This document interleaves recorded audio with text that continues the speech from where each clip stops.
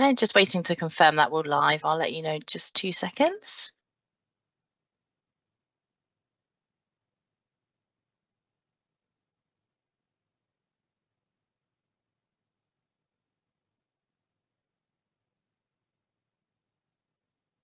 Okay, we're now live. Thank you. Everybody, welcome and welcome to this the decision day, my decision day. I'm Nick Adams-King. I'm the County Council's Executive Lead Member for Universal Services, which means I'm the Cabinet Member largely for byways and so on. And my colleague Russell Oppenheimer has got some decisions to make as well. He looks after countryside and regulatory services. Russell's not yet online. He's on his way back from Winchester to Petersfield, so should be here in a moment. So the decision days are being broadcast in one session live on YouTube via the County Council website. There are a number of other County Councillors here, so let me welcome them first. Tim Groves should be in attendance, who is the opposition representative. We've got apologies from Kim Taylor from the Labour group. We've got Sarah Pankhurst from the Independent group, and obviously there's something that is happening today in Sarah's division as well. And then from the Select Committee, we've got Rob McCarthy, who's the Select Committee Chair. Welcome, Rob, and Jackie Branson, who's the Vice Chair of the committee too. And then two additional County Councillors who are here to talk on issues affecting their division. One is Councillor Pam Bryant from Fareham Town, and the other is Councillor Alex Crawford from Aldershot. And we've got decisions to take on those two areas, or affecting those two areas as well. And then we've got all of you who are making deputations as well, so you're all very welcome. The deputations are first on the agenda, so I propose what we do is we hear everybody's deputation first, and I know that there are deputations on two different issues. We've got the deputations about Fisher's Hill. So if we then take item 2 on the agenda to go straight to the Fisher's Hill item, that will mean that it's all wrapped up for you at the beginning and you don't have to sit through other things.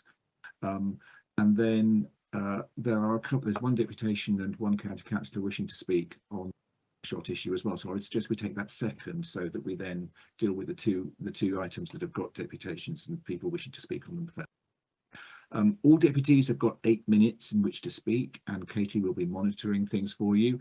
The two County Councillors wishing to speak, there is no limit to the amount of time that you can take, Pam and Alex, but obviously we have quite a lot of deputations. We're going to be here for a while, and I know Pam has got a constraint on her time as well. So what I would suggest we do first is if we can hear everybody's deputation about Fisher's Hill, and I'll start with Pam, Councillor Bryant, just because I know that she has another meeting to go to at 3 o'clock. So if we heard everybody first, she'd not have very much time left, I think, up to 3 o'clock. So Pam, would you like to start off? And what will happen is we'll hear everybody's deputation. We'll then get the officers to talk about the recommendation that we make, that they've asked me to make, and then I can then respond to what everybody has said. Thank you very much indeed, Nick, and thank you very much for allowing me to speak this afternoon. I am speaking on behalf of my residents living in North Fareham and the village of Funtley, who will be adversely affected if it is decided to continue with this closure. The report, to my mind, is extremely biased, favouring closure of the hill to vehicles. It certainly hasn't taken into consideration the residents living in the locality, just those living within a very short distance of the hill.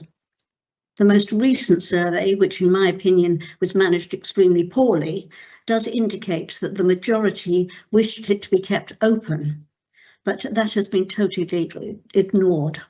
It also mentions in para 10 that Fisher's Hill provides a connection between Cattersfield Lane and Highlands Road. It is used by residents from this area wishing to avoid the A27. And yet no regard has been given to the residents living in Highlands Road and the surrounding areas. I'm sure, actually, Nick, that the following deputies will give much clearer reasons why Fisher's Hill should not be closed. Certainly residents in the Highlands Road and surrounding area have not been considered. For residents living within the long Highlands Road and numerous incoming roads, it is just just isn't realistic to go through 4 sets of traffic lights alongside the fast-moving A27 when a shorter, easier route is available to them. How can this be acceptable? If Fisher's Hill is closed to traffic, it will mean that they have to go through the traffic lights at the junction of Highlands Road with the main A27, then the next 2 sets of traffic lights as the road meets the Stubbington turnoff, before joining the short lane and more traffic lights into Titchfield Lane and alongside Titchfield Mill.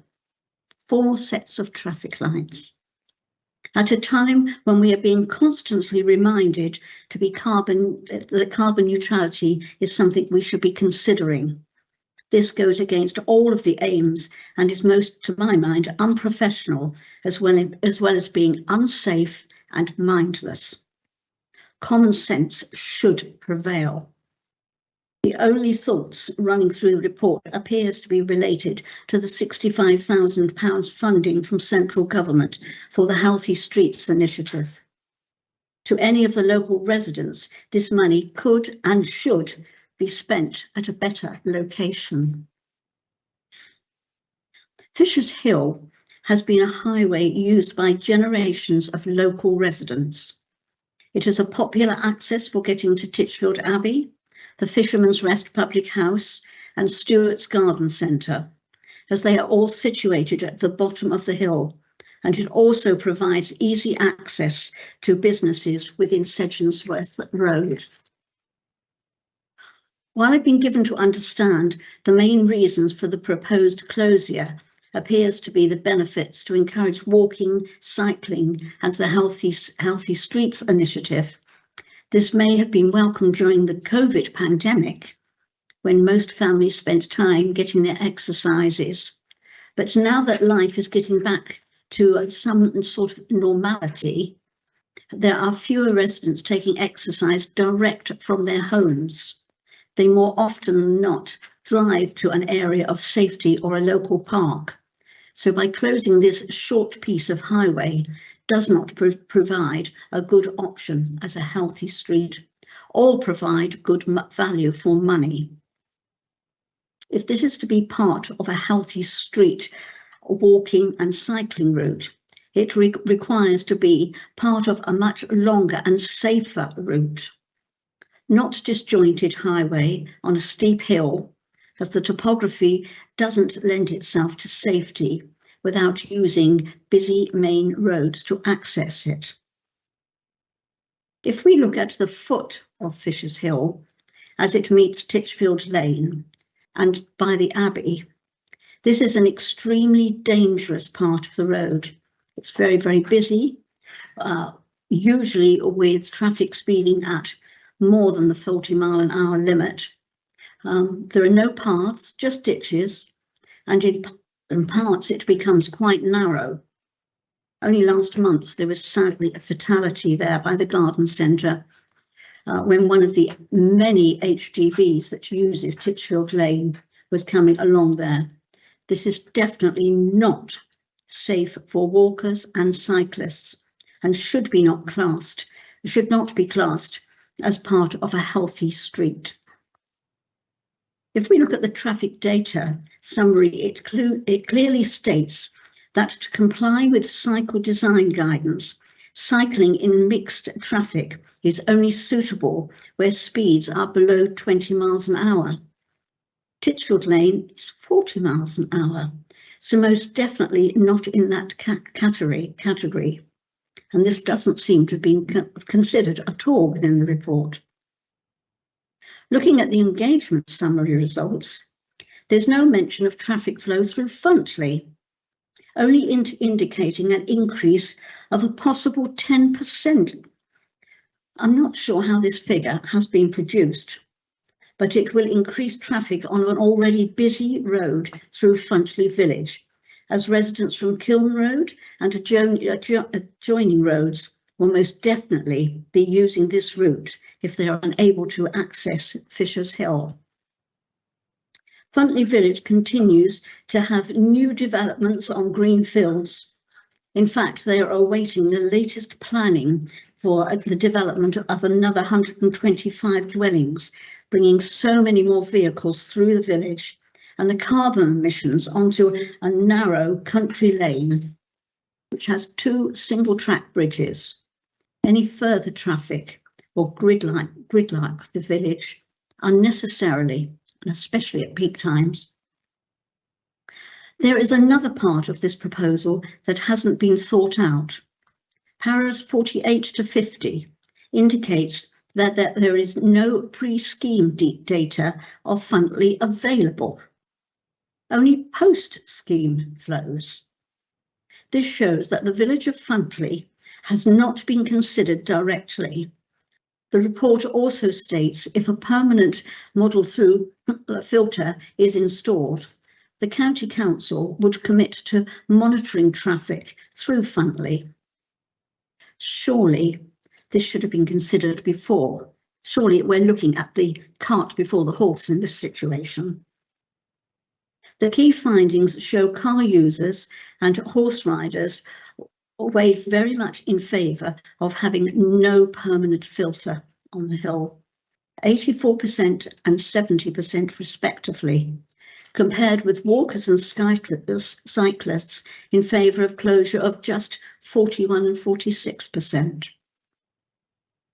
The days and times when traffic data was collected is also very biased, as it doesn't include Mondays or Fridays. To my mind, that is ridiculous.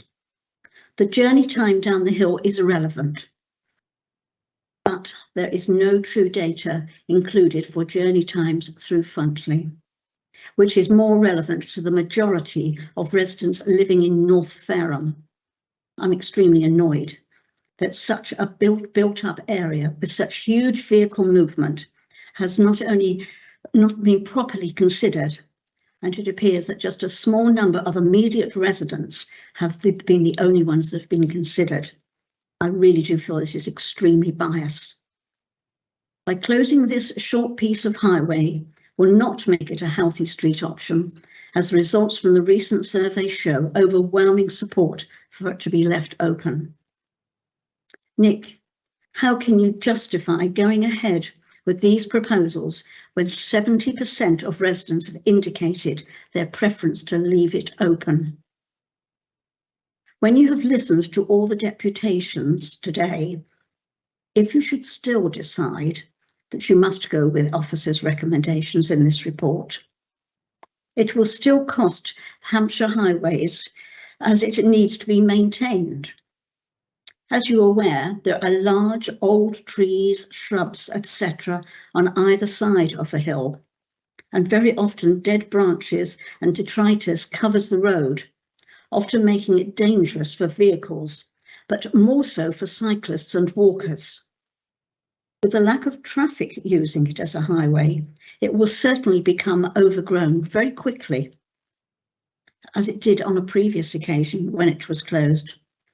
And it certainly then couldn't be considered a healthy street option if left in such a poor state as it was previously observed.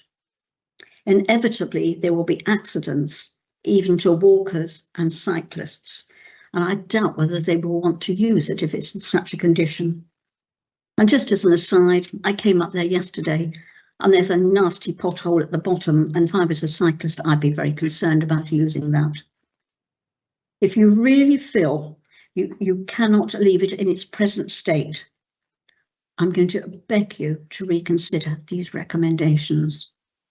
I'm very aware that the government money is only for closure, but at the end of the day, this must be a decision right for everyone. You should be considering the safety of all residents who use Fisher's Hill, whether they are car drivers, walkers or cyclists, remembering that life has moved on since the COVID pandemic. I must also point out again, the majority of users are from cars, vehicles, etc. And instead of agreeing to a report that is extremely biased and in favour of closure, it hasn't been considered and hasn't been considered for everyone. It should go back to the drawing board and try to compromise with everyone. If you're prepared to do that, consideration should be given to making it 20 miles an hour. And after all, the Healthy Streets guidance, it has 20 miles an hour. So I can see no problem with that actually being implemented.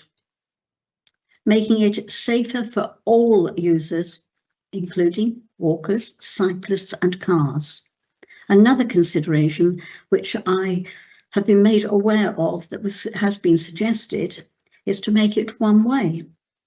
And I'm convinced that if you put one of these options to all of the residents, I think that you may well come up with something that would be acceptable to everyone. At the end of the day, common sense and consideration for everyone is paramount. Can I please ask you to reconsider? Thank you very much indeed, and thank you for allowing me to come today. Thanks very much, Pam. So you probably noticed I'm taking notes as I go along so that I can come back to everybody and hopefully make some mention of them. The next, sorry, Katie, just question of procedure. I've got a list of people. This is the list in which everyone's registered, and we're going by the list of how everybody registered. Yeah. Yes, yeah. So super, thanks. So what we're going to do, everyone, is to go in the list in the order in which you registered, if that's okay. And so the next person is Trudy, please, Trudy Cox. If Trudy, if you're okay to unmute and let me know what you think, and you've got 8 minutes, if that's okay, and Katie will be your timekeeper. Thank you very much. Good afternoon. My response is directed to the Executive Lead Member of Universal Services to vote against this proposal and leave Fishes Hill as it is for everyone to enjoy. I'm passionate about this consultation, the whole process and the collection of evidence by Hampshire County Council and its officers. I believe the process has been biased from the start, and I will come to that shortly. I am a very local resident. I live in Cattersfield in East Lodge, and my deeds and postcode acknowledge that I'm a local resident of Cattersfield, being part of my locality. Since living here, we've received 2 previous letters from the local authority wishing to know our views on any changes to Fishes Hill. We've always replied to those letters and have been included as a local resident. However, in the consultation done by Hampshire County Council online, we've been excluded as being local and instead classified wrongly as a non-local. I will take this wrongful false inaccuracy to a judicial review should this decision not be in our favour. I am a carer to my wheelchair-bound son Daniel. We've lived in Cattersfield for over 9 years and have enjoyed the area, and in particular have used our car to drive up and down Fishes Hill on regular journeys. I've also safely walked my dog down Fishes Hill using common sense and walking against the very limited traffic with no issues. We do not wish to walk down Fishes Hill in the wheelchair for numerous reasons. The road has no pavements and is very steep on the return journey back home. On the way down, you have to negotiate across a very busy road, Mill Lane. Again, no safe crossing point, and the road does not lead to anywhere other than the garden centres and the Abbey. Referring to the key findings produced by Director of Universal Services, in your own findings, 84% of car users are against the barrier, 70% of horse riders against, 54% of walkers are against, and 59% of cyclists are against. However, your key findings does not word it like that. It shows the percentages the other way around, that is those in favour, even though the evidence shows that more are against this scheme than are for it. This shows another way that Hampshire County Council has manipulated what they want to say. Under your heading research method, it states, quote, in this report, references to local residents denotes those who live on or just off Fishes Hill, whilst non-residents denotes respondents who live in another area.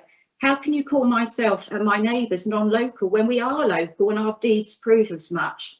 This shows that this consultation has been drawn up biasly and with false data, and gives cause for it to be thrown out by the courts. I would in fact use this to challenge the decision, as the consultation is based on false and inaccurate data.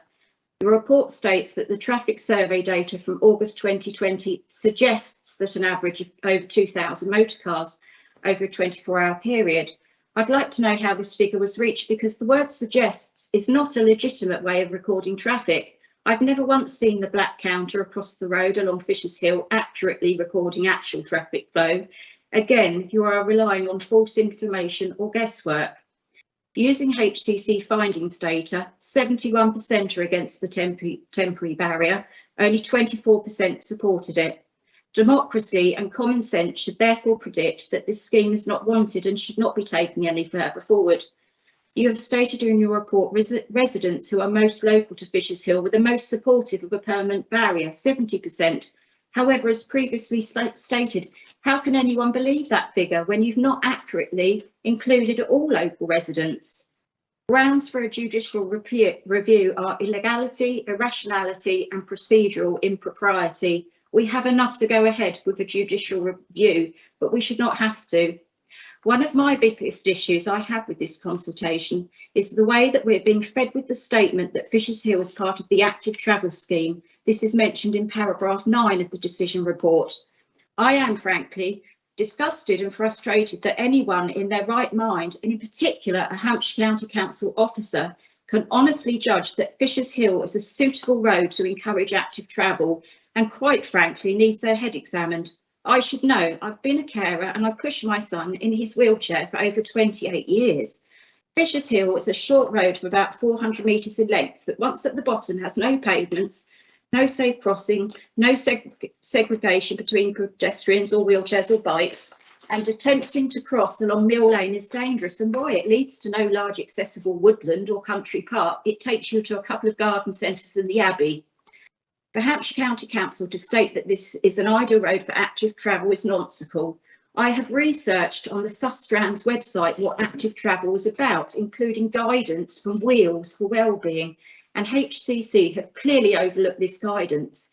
Active travel should meet inclusive cycling. How anyone in authority can honestly say that Fisher's Hill is an ideal position for a model filter for active travel is a fool.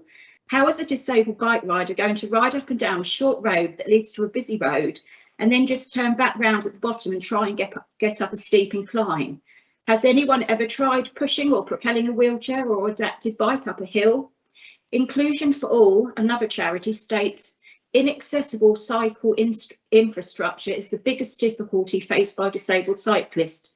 Many hand cycles and trikes are typically longer and wider than standard two-wheel bikes, together with the fact that most disabled cyclists use their cycle as a mobility aid and cannot physically dismount or walk or wheel their bike. How on earth will they get back up Fisher's Hill? Please, you clever local authority officers, tell me, have you even considered this? I therefore conclude that you've tried to trick people into telling them this proposal has been considered as part of the local cycling and walking infrastructure plan. Fisher's Hill is possibly the worst road to consider being used as an active travel scheme.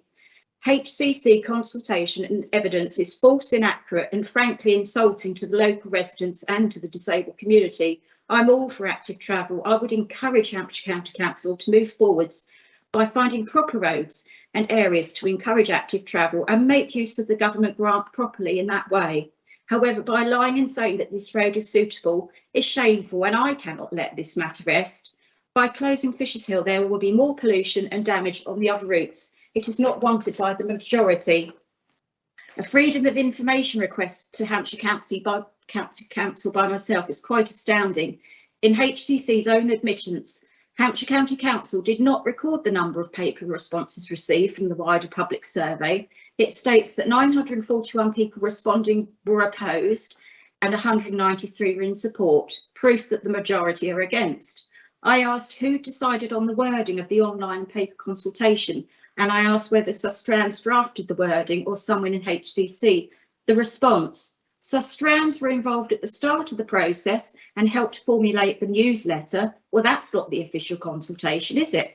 Working with HCC officers, and also provided some initial guidance on the survey questions. However, it's been admitted that HCC officers then amended these questions and that Sustrans were not involved any further in the consultation. Again, this shows that the so-called HCC officers altered and manipulated the questions and the wording of the consultation in a biased and unfair manner. I would implore Councillor Adams-King to see common sense to leave Fisher's Hill alone, please. We have no objection to a speed limit being imposed on this road, However, to close this road and make a private road for a few residents is against public and local opinion. It will also have a detrimental effect on the emergency responses when they need to get somewhere and use this alternative route. It will have a negative impact on the residents that live along Fisher's Hill, who want the road left open to enable their carers to get to them quickly and easily. It will have a detrimental effect on the traffic along Funtley. Please see sense and scrap this waste of money scheme and find a better and alternative route for active travel for everyone to use. Thank you very much.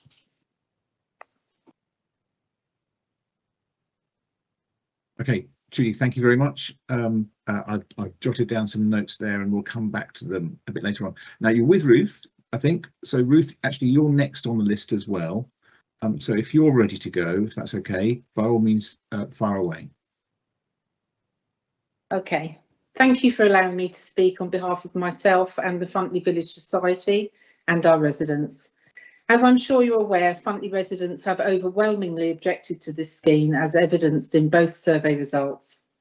Our main objection to the scheme is that it will increase traffic volumes through our village. This is evidenced in the report as follows. The traffic survey completed in March 22 showed a 574, that's 17% increase in traffic volume over a 24-hour period.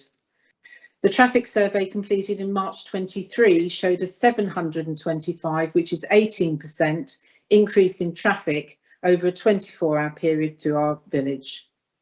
Therefore, we don't think it can be disputed that the scheme will increase traffic through Funtley, as it has been shown to do just that. It is the impact of that increase in traffic that I want to make you aware of. Firstly, there is a small single lane traffic lighted bridge in Funtley, which has a weight limit of 7.5 tonnes, exactly the same as the bridge on Fisher's Hill as mentioned in the report. This bridge has already been repaired due to the weight of traffic. The increase in traffic will only put extra strain on this. We have a children's play area in Funtley. This is situated just east of the small traffic lighted bridge. The dangers caused by speeding cars has been highlighted previous times to HCC, as there is a lack of adequate signage, barriers or zebra or pelican crossing near to this area for children to use. Children have to cross the road in order to get to the park, and we are concerned that the increase in traffic will only increase the dangers to children in the area. There's also another single lane bridge just after you turn in towards Funtley from Mill Lane. This bridge has no priority give way signs, as the similar sized bridge on Fisher's Hill does have, and the speeding limit along this stretch is 60 miles an hour, the national speed limit. There are numerous altercations daily on this bridge as cars expect each other to give way. An increase in traffic along this road can only raise the incidences of this occurring. In the past, we have raised the issue of the speed limit along the west section of Funtley Road. Despite the new houses being built to the north and south of Funtley Road, the national speed limit still applies all the way along until just before the traffic lights on the bridge. Cars frequently speed up to the lights in order to get through the green light and continue their speed through the village, passing the children's play area on the left. In fact, the traffic data reports on all occasions showed that vehicle speeds were consistently over the 30-mile-an-hour speed limit east of Funtley Road up and down Funtley Hill. We have recently had 75 new properties built to the north of Funtley Road, west of the bridge. This has increased traffic through our village. Planning permission has also been granted for the development of 125 houses to the south of Funtley Road. This will increase traffic through our village. We will also have the Wellbourne development to the north of our village, which will potentially increase traffic through our village due to the construction and employee traffic. As part of these Wellbourne works, there will be a one-way priority to traffic coming down Funtley Hill. Traffic inevitably will speed up down the hill in order to get through this one-way system quickly. Funtley Road, east of the bridge, is in reality a single lane road due to cars always parked down one side. I live in the middle of this stretch of road, and we have frequent altercations and accidents as cars try to squeeze past parked cars and don't give way to oncoming traffic as they should. How much more traffic is our village meant to endure? It is stated in the opening paragraph of the report that safety is a main reason for closing Fisher's Hill, but all you will be doing is reducing safety in Funtley. by pushing the traffic through an already overloaded village road and endangering lives. The report dismissed Funtley residents' concerns about traffic as they live in Funtley on point 48. We feel this is disingenuous to the views of our residents. Surely the same dismissal of views should be applied to the 75% of residents living in the vicinity of Fisher's Hill who support the closure just because they live in or near Fisher's Hill. The post-consultation transport data of October 23 states that roadworks on the Stubbington bypass may have impacted on the increase of traffic through our village during the closure of Fisher's Hill. There is no evidence given to support this. We would dispute this as the Stubbington bypass works were several miles away from Funtley on the other side of the A27, and traffic would have no reason at all to make such a huge detour to go through our village. The report provides an analysis on the routes drivers take, including timings as an alternative to Fisher's Hill, should it be closed. It only takes account of drivers travelling southbound, hoping that they will travel past closed Fisher's Hill and onwards to the A27, and not those drivers coming off the A27 and travelling northbound along Mill Lane towards Funtley. They previously would have gone up Fisher's Hill towards Highland Road. I would question why this data was not collected. On page 77 of the report, you can see that the questions ask about alternative routes that car drivers would take. Funtley is not one of the options offered, but despite that, 145 respondents used the other option to state that they would go through Funtley. How many more would have stated this if it had been given as an option in the question? The report states that if the closure of Fisher's Hill is approved, then the traffic would be monitored through our village and mitigation put in place. What sort of mitigation?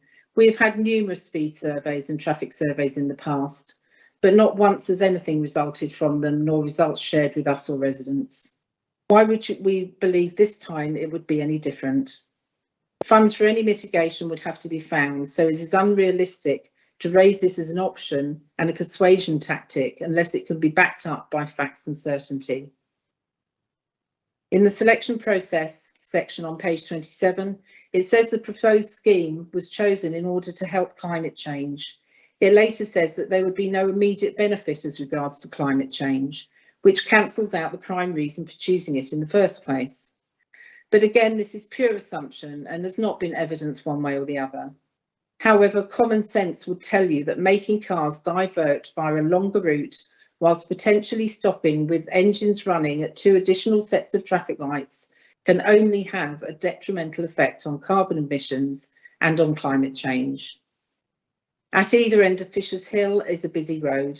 Highlands Road at one end, Mill Lane at the other. 30 mile. Sorry, Ruth, that's 1 minute left. 30 mph limit on Highlands Road and 40 mph limit on Mill Lane, with no pavement on that side adjoining Fisher's Hill. There is no designated adjoining footpath at either end of Fisher's Hill. So how are people going to get to Fisher's Hill to then walk up or down it? By car, of course. Point 57 states the proposal will contribute towards strong, inclusive communities. It has done exactly the opposite. It has split communities and caused a great deal of hostility and bitterness between those living near the hill, who of course want it closed, and those against. This is sure to continue if the hill is closed, as feelings are so strong. We believe there are far better ways to improve the community's health and safety and reduce car use by increasing the number and quality of cycle lanes and supporting more local bus routes. We would also support a speed limit of 20 mph and speed reduction actions on the road. It shouldn't be time. Thank you. Can I just make a point of clarity as well, that in the post-consultation traffic data report, it refers to us as Funtley Parish Council, whereas we're not with Funtley Village Society. Thank you. Thank you very much, Ruth. Yes, of course, Fareham doesn't have any parish councils, so we'll make sure that that is updated. I'm sorry we ran up against time, but thanks very much for that. And again, I've taken some notes as we've gone along. Next person is Tina Ellis. So there are a lot of you on screen, so I'm just checking whether I can see Tina. Yes, sorry, there you are in the middle. I'm sorry, Tina. Hello. Can you hear me okay? Yes, here you can find. Thanks. Yes, far away. 8 minutes, as with everybody else. Thank you very much. Hopefully this will be quite short because a lot of points have been covered already. I just want to thank you for the opportunity to speak on the proposed modal changes to enable access to all users of Fisher's Hill, a short local road, ironically, already used by all users, as borne out by your own data. A Highlands Road resident, I'm disappointed a two-tier system was employed. Paragraph 22 of the report confirms that residents of Fisher's Hill and neighbouring roads were accorded a higher weighting in the evaluation, whereas all other road users were treated as having less relevant views. We do not adopt this system in any other sphere of public life, but that planning applications or democracy itself, all views are equal. Therefore, we think that this aspect of weighting responses should be disregarded. Many public feel they were therefore disenfranchised from responding, as they have no computer skills or access and were unaware of the consultations, road signs being difficult or impossible to see. This makes a big difference to the numbers. There were 1,312 responses to the survey, of which 145 responded to the postal survey of the immediate residents, roughly 70% of the Fisher's Hill residents, keen to have a barrier. Roughly 70% of all other road users do not want one, and we would be interested to know of the 1,312 how many opposed the plan, as the report suggests an overwhelming majority against, as seen in previous consultations. The report does say that 73% of all respondents felt a barrier would have a negative impact on journey times, and we note that horse riders were also against the barrier.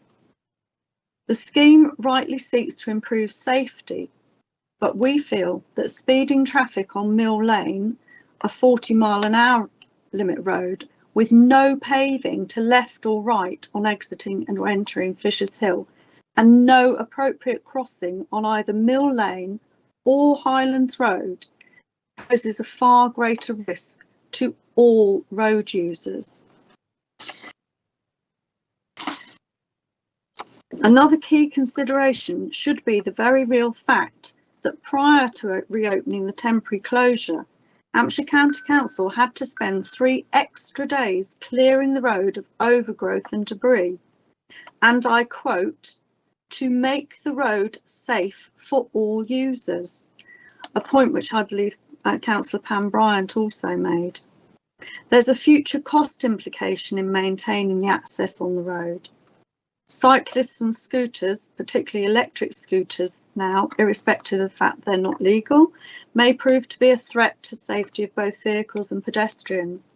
And dog walkers having dogs off lead during the previous closure, I'm sure would be seen in any future scheme.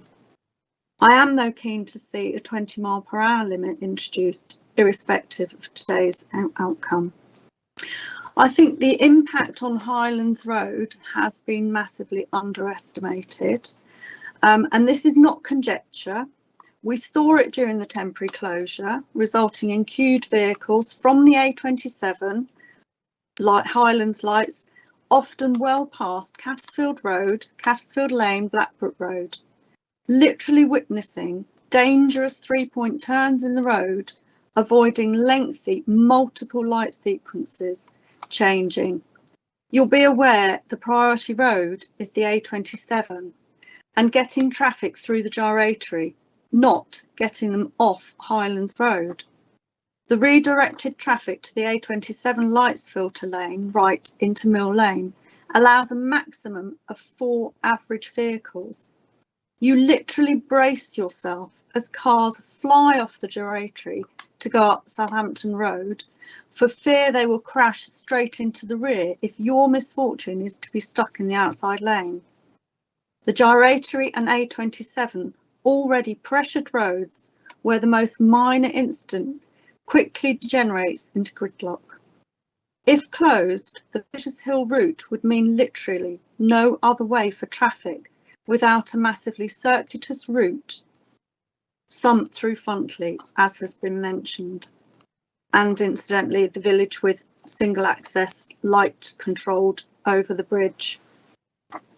And this was seen in the previous closure. I realise that obviously we're looking at climate change as well, and I do feel that extending people's journeys and leaving people on Highlands Road as opposed to going down Fishes Hill is actually not limiting pollution in any way, shape or form, and that is also borne out in your report. The government's own issues on the walking and cycling, they also say that there has been minimal, if any, improvement in cycling and walking by a lot of these schemes. And we should perhaps be looking at, as has been mentioned by other deputies, schemes which would give a wider access to walking and cycling to a wider range of people around the borough. Thank you very much for your time. Thanks very much, Tina. So again, I've taken some notes down about that and listened to everything that you said. Next person is Patrick. Patrick King. Just for transparency, no relation, Patrick. So no, none at all. You've got 8 minutes as well. Please fire away. Thank you very much for having the opportunity to put forward some of my observations and comments. I actually live on Fishes Hill, for clarity, and I have done for some 6+ years. I moved to the area aware that my house is between 2 conservation areas, which include Fishes Hill. One of them being Cattersfield, and the other one being the Titchfield Abbey. The Abbey, dating back to the 13th century, obviously affords itself and its surrounding area protection. And likewise also the Grade 2 listed building at the top of Fishes Hill, which is in the Cattersfield conservation area, which is the post office, the old post office. The bridge itself, which has been referred to in previous deputations, dates back to the 1400s, where originally it was a timber bridge. It's now been reconstructed in the 1600s and is the current stone format. So clearly both the Abbey and the bridge themselves have significant historic significance, not least that have been acknowledged by the imposition of a conservation status. In addition to that, Fishes Hill itself also has recently had a property development refusal based on the grounds of its local architectural and historic importance.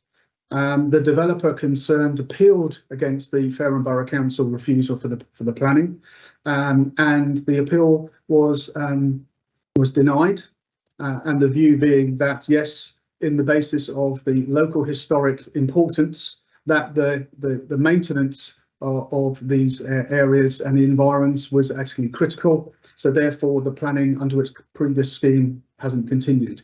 So I think that shows some acknowledgement of the relative uniqueness of this local area, of course, which has a road running through the centre of it. As I live on the hill, I can give first-hand observations of all times of day and all days of the week and all seasons. In addition to that, for the first 4 years of myself living on the hill, I worked from home with my office overlooking the hill, and it overlooks the top of the hill, which is adjacent to the old post office. And we've heard from previous conversations about Funtley. There every day there are at least 2 or 3 exchanges, sometimes pleasant, often not, about who's going to give way and who's going not to give way, and often people having to reverse because they've taken the wrong angle at speed of the corner. I've had some concerns over the speed and the growing volume of traffic for some time, both cars and motorbikes passing pedestrians and cyclists at speed at very close proximity, certainly not following the new highway regulations. Therefore, I was gladdened by the second set of traffic monitoring, which I understand was done by radar boxes halfway up the hill, certainly visible by myself. to bring some solid insights to what was happening throughout the whole day. And it was clear that we still have an excess of speeding on the hill. There is obviously a speed limit already, the enforcement of which is impossible. So I would suggest that any reduction would only be effective if it was enforced, which we know is actually impractical. In addition to these observations, there have been a number of accidents relatively recently, 2 of them motor and 1 with a cyclist. The first was on the top of Fisher's Hill, opposite my property, where a flatbed works lorry took the corner at speed, and because of the nature of the corner, it's almost a hairpin bend, where to get around and avoid the wall and the bushes, cars often take a middle line and cut the corner. A car travelling the other way was hit with the builder's vehicle driving on. Luckily, I'm glad to say that the builder eventually owned up, and there was a compensation for the accident. However, it still showed it could have been very, very dangerous.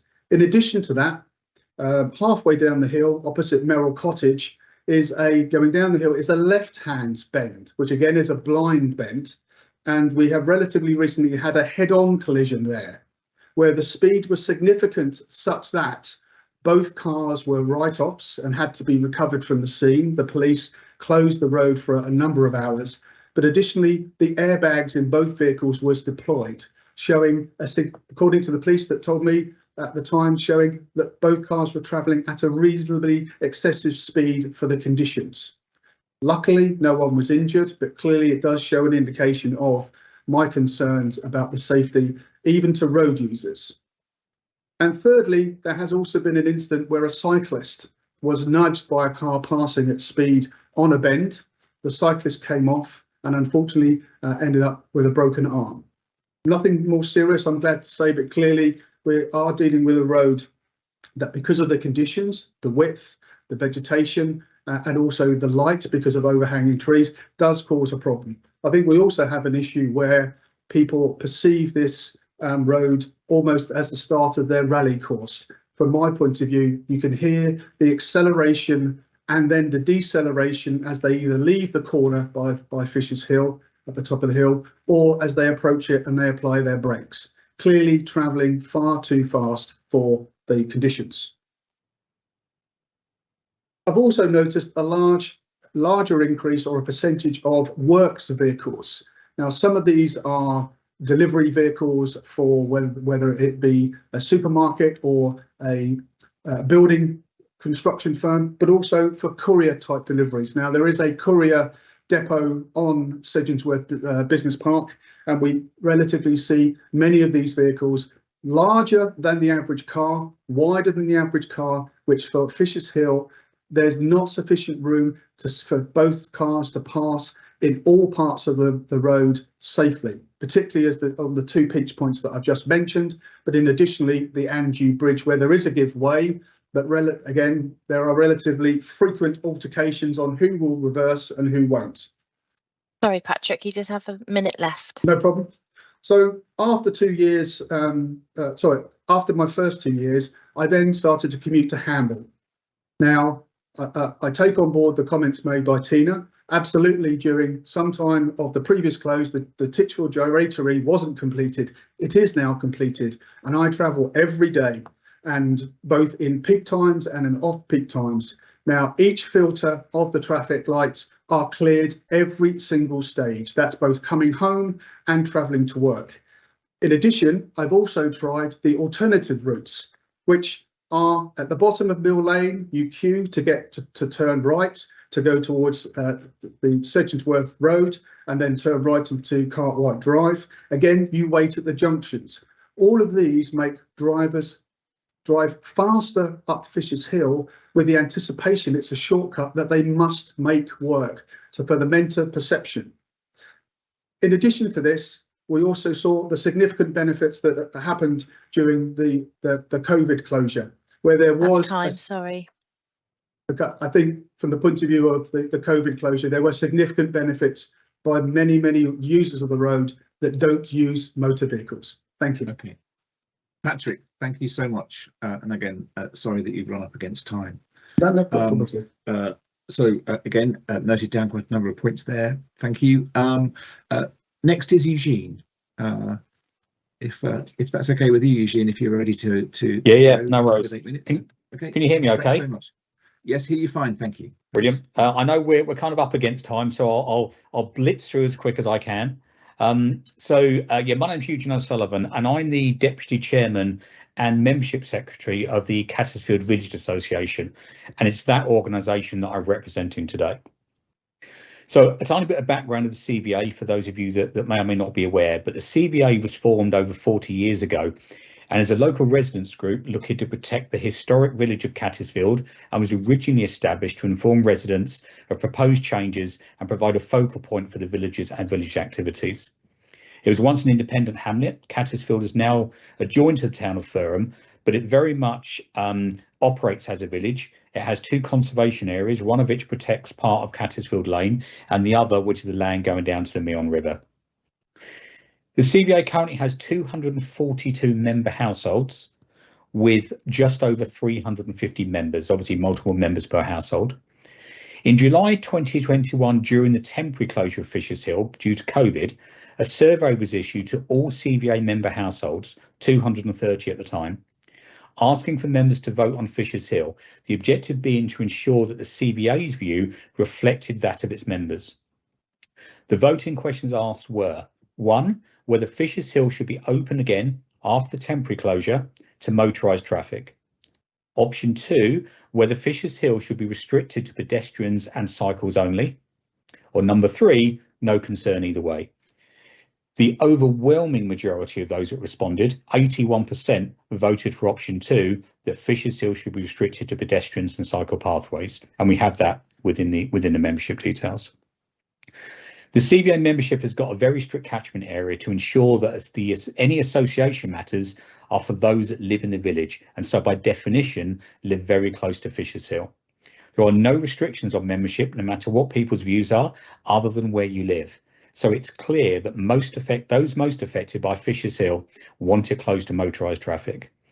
We believe that the modal filter approach proposed by HCC will allow resident access, emergency vehicle access, and also access for essential services, but it will stop the daily 2,000 plus vehicles using Fisher's Hill as a shortcut for the A27.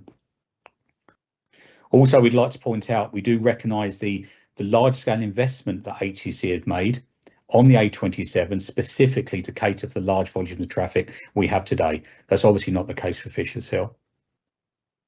During COVID, as I mentioned before, HCC put in place a temporary restriction on Fisher's Hill for motorised traffic, except allowing for access. This allowed pedestrians, cyclists and horses to walk up and down the hill without fear of traffic. During this time, it became very clear that the number of people walking up and down the hill had risen dramatically. HCC have included in the report those volumes for information. A group of some now CVA members and committee members took the opportunity to conduct an exercise on foot, asking those that were walking or cycling on Fisher's Hill whether they wanted the current temporary closure to become permanent. The group collected details of 356 people who engaged in conversation and stated they wanted the closure permanent, and they were happy for their details to be sent to HCC, which we did do in a previous petition. So this, coupled with the CVA survey and removing duplication, means that nearly 450 of local households want the hill closed to motorised traffic. It was also great to see so many people using the hill during that temporary closure that otherwise wouldn't be able to if the hill was, as it was previously, fully open to vehicles, such as people in wheelchairs, children. The HCC report shows that the hill was considered too dangerous for walking or cycling to school by HCC Children's Services. Also, many carers were their clients and a teacher running a supervised special needs class on a nature trail. Cattersfield Village has a number of older residents, many of which have lived here for decades, and they shared with us how they've seen traffic volumes increase dramatically over time, and that Fisher's Hill is no longer suitable for all the cars and lorries, which is stopping them walking there now. As a follow-on from the walking petition, we held a drop-in day in the Catesfield Memorial Hall, open to all, and a widely publicised open day for people to come and share their views on Fisher's Hill and to see information that had been collected and published. Given the already understood view of the CVA members from the survey, we were hoping that others would come along so we could share the view and get their understanding of whether they feel the hill is suitable for vehicles or just pedestrians and cyclists. The event was very well attended, and indeed we had to limit the number of people at any one time in the hall to make sure we were adhering to COVID rules in place at the time. The event was attended by residents and staff of the Ferns Care Home, who are pretty much at the top of Fisher's Hill, and they expressed how important it was for them to be able to walk up and down the hill whilst it was closed to traffic, something they feel they can't do currently. We also spoke to local businesses because we wanted to get their views of the impact that closing Fisher's Hill would have on their business employees travelling to work. Rather than being concerned about any extra journey time, they emphasised the benefits to their own travel to work plans, with employees being able to cycle safely from Fareham to, for example, Sedgensworth, as Fisher's Hill fills a gap in the current cycle pathways. We also received a letter from the Parkgate Royal British Legion Fly Fishing Club, and I'd like to read a short extract from that. I'm waiting for my 1 minute warning, so I'll keep reading until I get there. The Parkgate Royal British Legion Flying Club have the fishing rights for River Meon at the bottom of Fisher's Hill. We are passionate believers that the best result from the public consultation for Fisher's Hill would be for it to remain closed to vehicles and open to pedestrians and cyclists only. We are aware that the whole issue surrounding Fisher's Hill has resulted in much controversy, but I can assure you that the majority of actual Catesfield residents, the people that are directly impacted, wish for the hill to remain closed. We're also aware from local business on Fisher's Hill, they too want the road to remain closed. The period when the hill was closed had a tremendous positive impact on our community. Our suburban and tranquil village was recreated. People stopped to talk on the daily walk. Neighbours reconnected. As a fishing club, maintaining a quiet, safe and tranquil environment is essential for our hobby and sport and mental health relaxation. We're especially concerned about Andew Bridge, as a constant steady stream of vehicles currently using Fisher's Hill can only lead to long-term damage of an historic monument, and all for the sake of a driving shortcut, as the A27 is just a few hundred metres away. So finally, thank you for listening today. We very much welcome HEC's approach to this second consultation, ensuring that a neutral, using safe data and a thorough process has been taken. We hope that HEC's decision today follows the recommendations from this very detailed report. Thank you.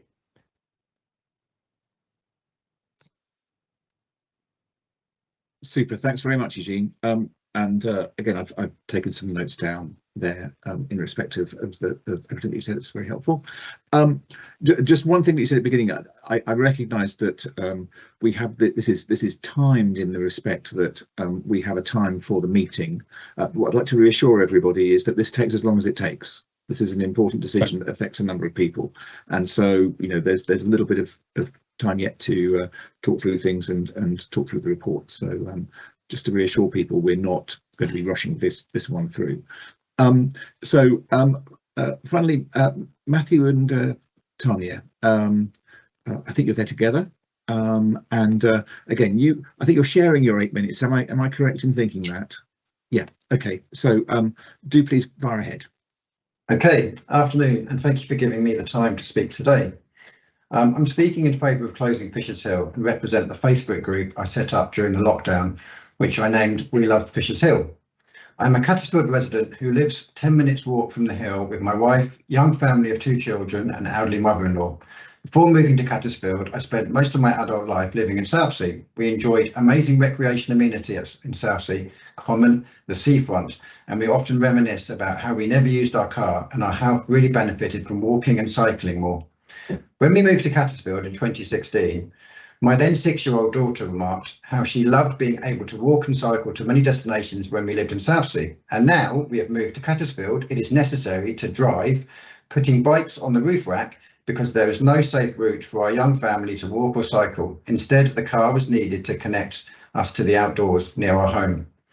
When COVID hit, the road was closed and Fisher's Hill turned into a recreational superhighway for walkers, cyclists, nature lovers, horse riders, young and old. The once dangerous narrow road was awash with people. That was when I started the Facebook group. The group was joined by hundreds of members of the public, and we encouraged users to post photos of them enjoying the newfound freedom the hill offered. There were photos of people walking to the River Meon, rushing under the ancient bridge. A kingfisher was a delight in one photo, I seem to remember. There were cyclists connecting to the cycle network, which hasn't been discussed today. This cycle network all emanates from the base of Fisher's Hill. With the road closure, it meant the cyclists no longer have to fight the narrow blind roads with cars. Titchfield Abbey became a weekly walk for many, including my elderly parents. My kids could take their football and basketball to the Mill Lane recreation ground.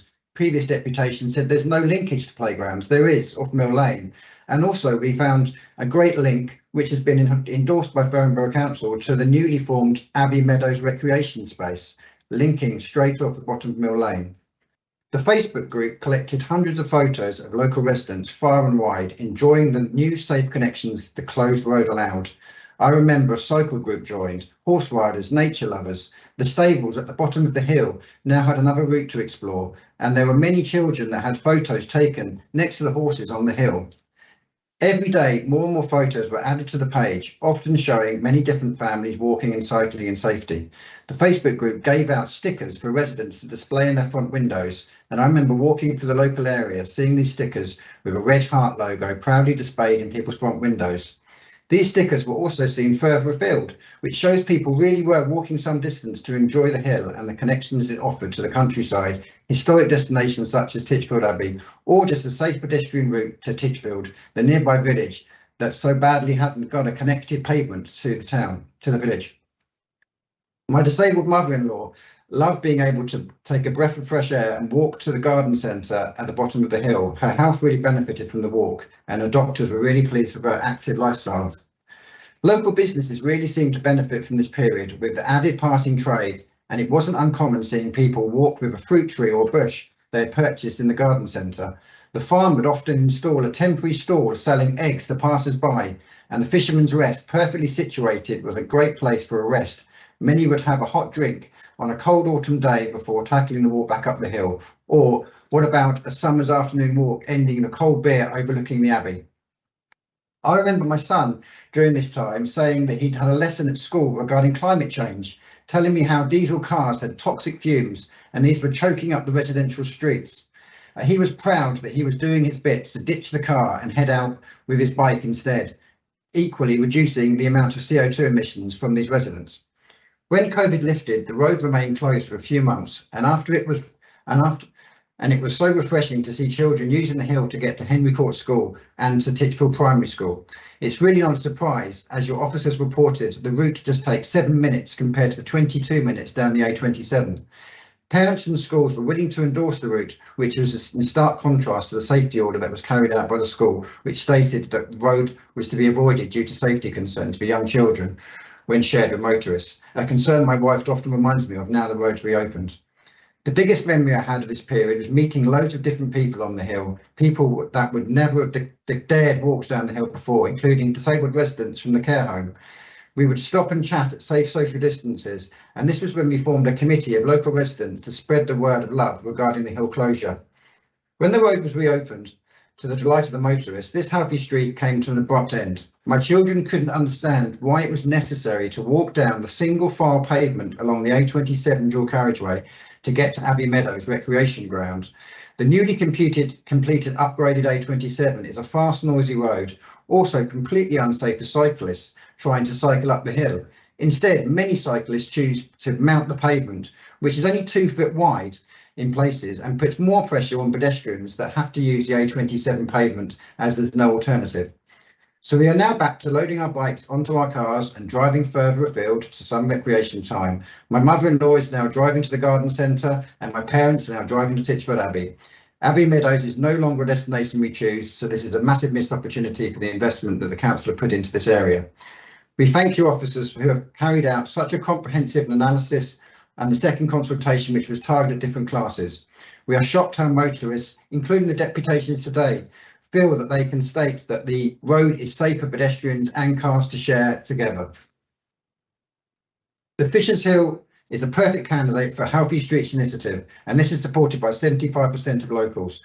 We know it's used heavily before, and the photos of our website show this as evidence, including the surveys you've been carrying out. Please do not let the road remain for sole use of motorists and that want to shave 2 minutes off their journey through Cattersfield. Over to Emily. Hello. I wanted to talk about living with the hill. I lived for a number of years at the Cattersfield Lane at the top of the hill, and that actually is a really narrow road where only one car can pass at any one time. Part of the new Samuel Mortar development meant that the whole row opposite me is now of young families, including children. Up until the point where COVID struck, I had not seen those families. They never came out the front route. Their car parking is round the back of their properties, and that's where they went, straight into the cars and straight off to school. For the Sorry, first Tanya, that's time, 1 minute remaining. For the first time during the closing of the hill, they came out onto the streets.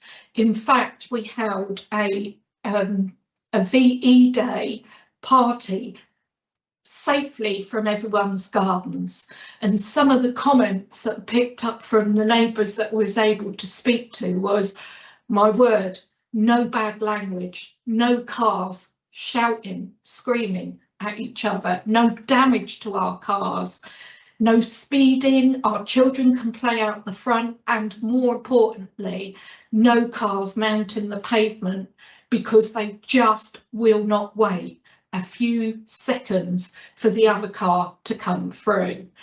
Now, we've looked at with the council, somebody mentioned, what about a 20-mile speed limit?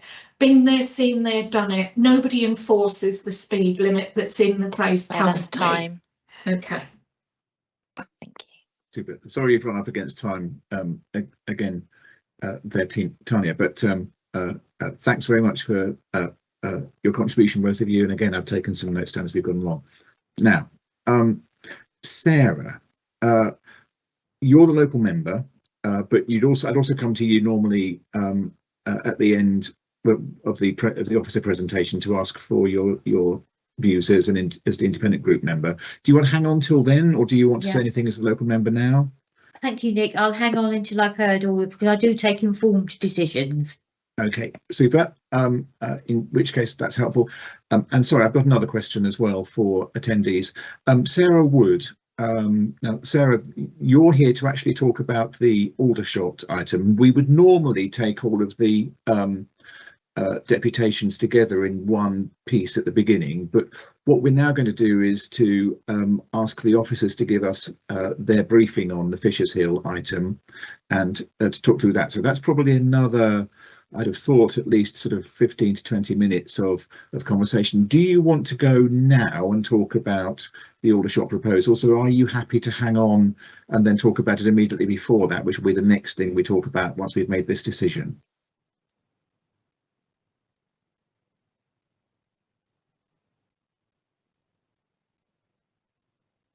I think she's just left.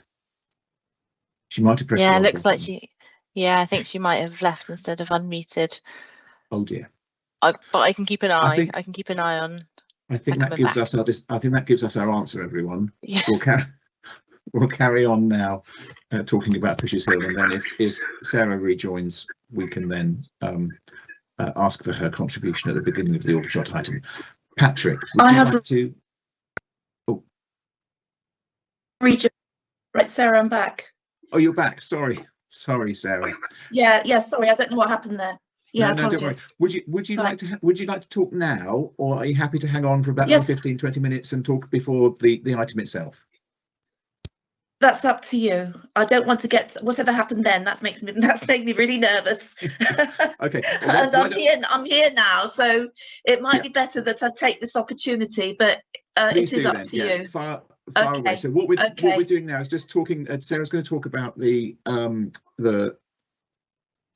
Aldershot proposals that we're going to talk about after Fisher's Hill. Over to you. 8 minutes again. Okay. Yes. Well, first of all, thank you very much for having me. And it's actually it's another hill story, and it's about cycling. So there you are. I'm Sarah, and I'm from Rushmore Cycle Forum today. And this deputation's been shared amongst our key members. So I'll just go from here. It takes about 6 minutes. Rushmore Cycle Forum agree, and I quote from the project appraisal document, we agree that the creation of a high quality north-south cycle route between Aldershot railway station and the Wellesley development is important to enable, and I strongly use the word enable, cycling in the area. We also agree that the current scheme, that's the one proposed, delivers improved facilities for pedestrians and cyclists on the route. Although not mentioned, the scheme should support wheelers. This is a new term to me as well. Now, wheelers are users of wheelchairs, power-assisted wheelchairs, mobility scooters and the like. And I've got a definition of that as well, which I can send. One thing to remind you of is that Rushmore Cycle Forum's preferred solution was to improve Station Road, which is a slightly more direct route with protected cycle lane and contraflow cycle lane, rather than the use of Pickford Street and Arthur Street with a short dogleg section on Victoria Road, which is the proposed route. That's parallel to each other. The Station Road route, which is the one we wanted, is marked as part of the primary route 170 in the Rushmore LC WIP. That's a local cycling and walking infrastructure plan. And I'd imagine that you're thinking that the station, the Pickford Street and Arthur Street, will just replace that, and I can see why. Right, this is the important thing. A massive limitation of the proposed scheme is that it's incomplete and stops at the A323 at the base of Gun Hill, and therefore doesn't connect with the Wellesley development as quoted in my initial quotes. So there's a gap.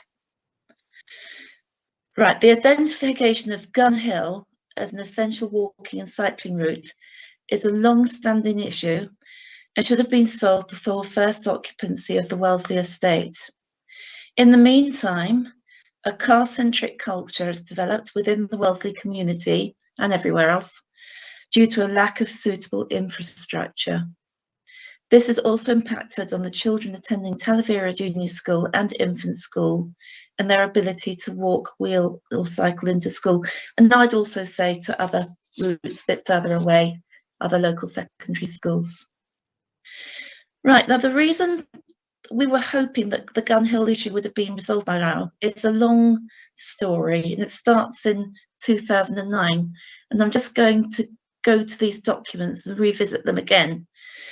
Number one, this is in 2009, the Aldershot Urban Extension SPD.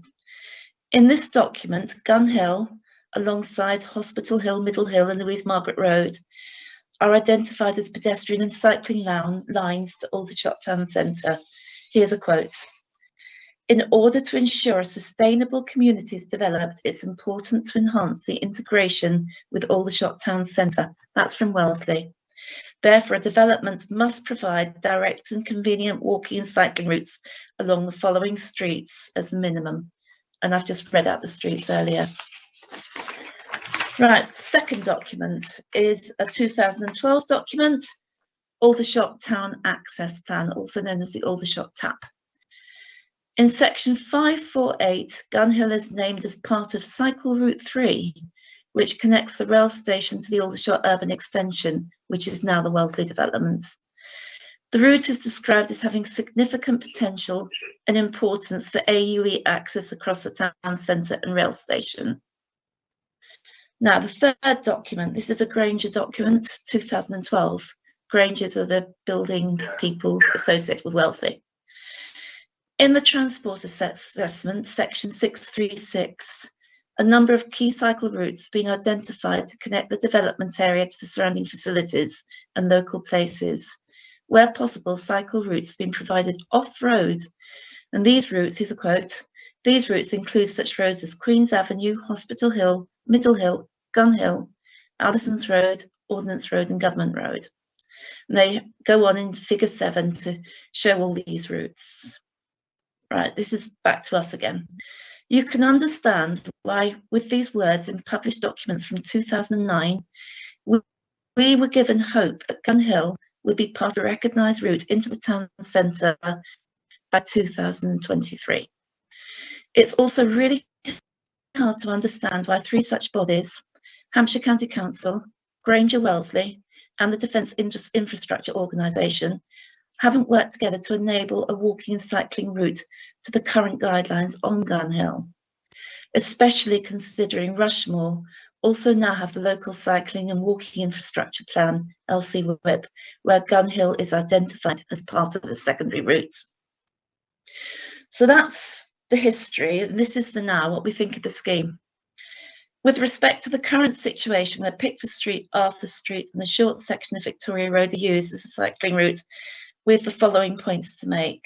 All right, the first one relates to the very bottom of Gun Hill, which connects to the A323. From the plans, it looks like a landing platform is going to be made on the north side of the parallel crossing, from which the cycle rider has nowhere to ride apart from the A323, which isn't inviting. The footway on the north side needs to be upgraded to an LTM 120 compliant cycle route to the base of Gun Hill. Otherwise, riders are stranded. So we're saying better connectivity to the base of Gun Hill, so that cyclists have got a legal way of getting up to Wellesley. Second point, there's a bit about a tree, a protected tree that doesn't need to be chopped down, and that's point 43 of the appraisal date. We visited the site earlier this week, and from my point of view, there seems no reason to take out that tree. There's plenty of space to build out into the carriageway, into Station Sorry, Road, that's 1 minute design left. around the tree. Oh gosh, right. So don't chop the tree down, please.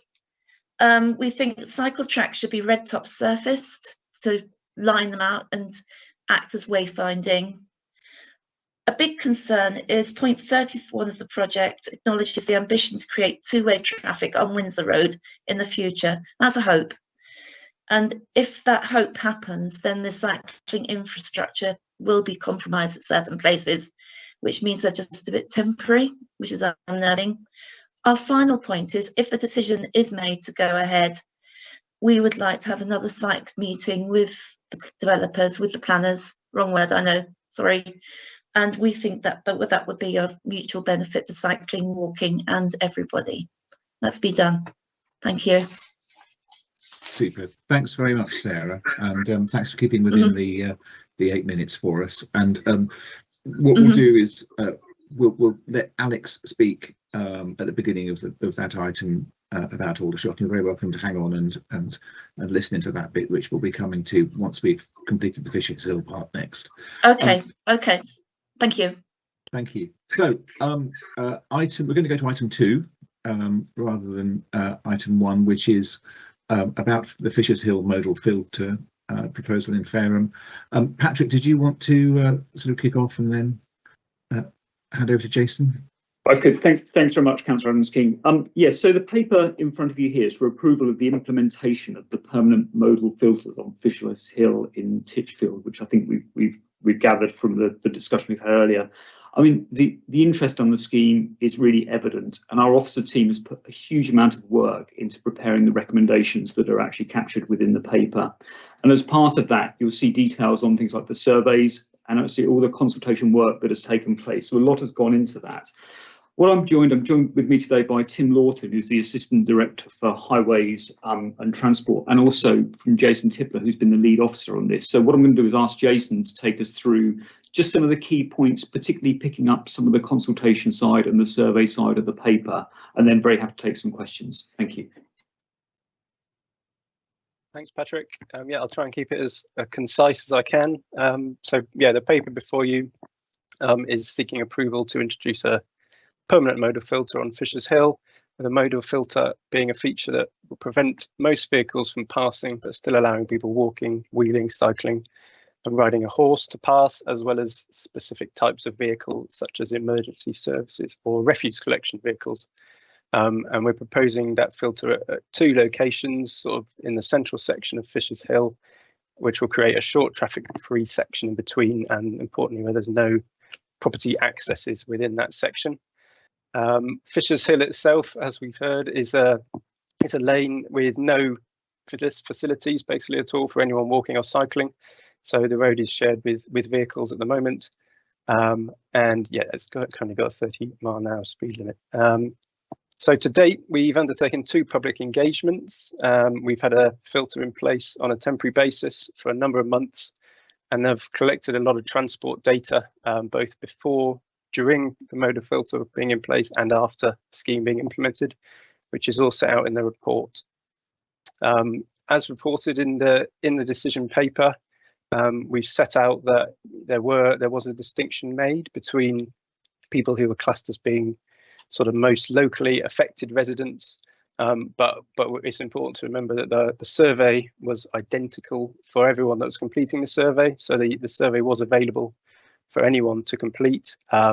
People that were classified as local residents were sent a paper copy of the survey just to ensure that we had a way of distinguishing between people that were more local, so those that were perhaps more directly affected, and those who weren't quite as local, but still obviously would include a number of local people. But it was really, there was no weighting applied to any results at all. It was simply a means for us to distinguish between two groups of people, which was highlighted as one of the kind of weaknesses, I suppose, of the first round of engagement that was undertaken, is that we had no way of distinguishing responses from people that were perhaps the most directly affected by a potential modal filter.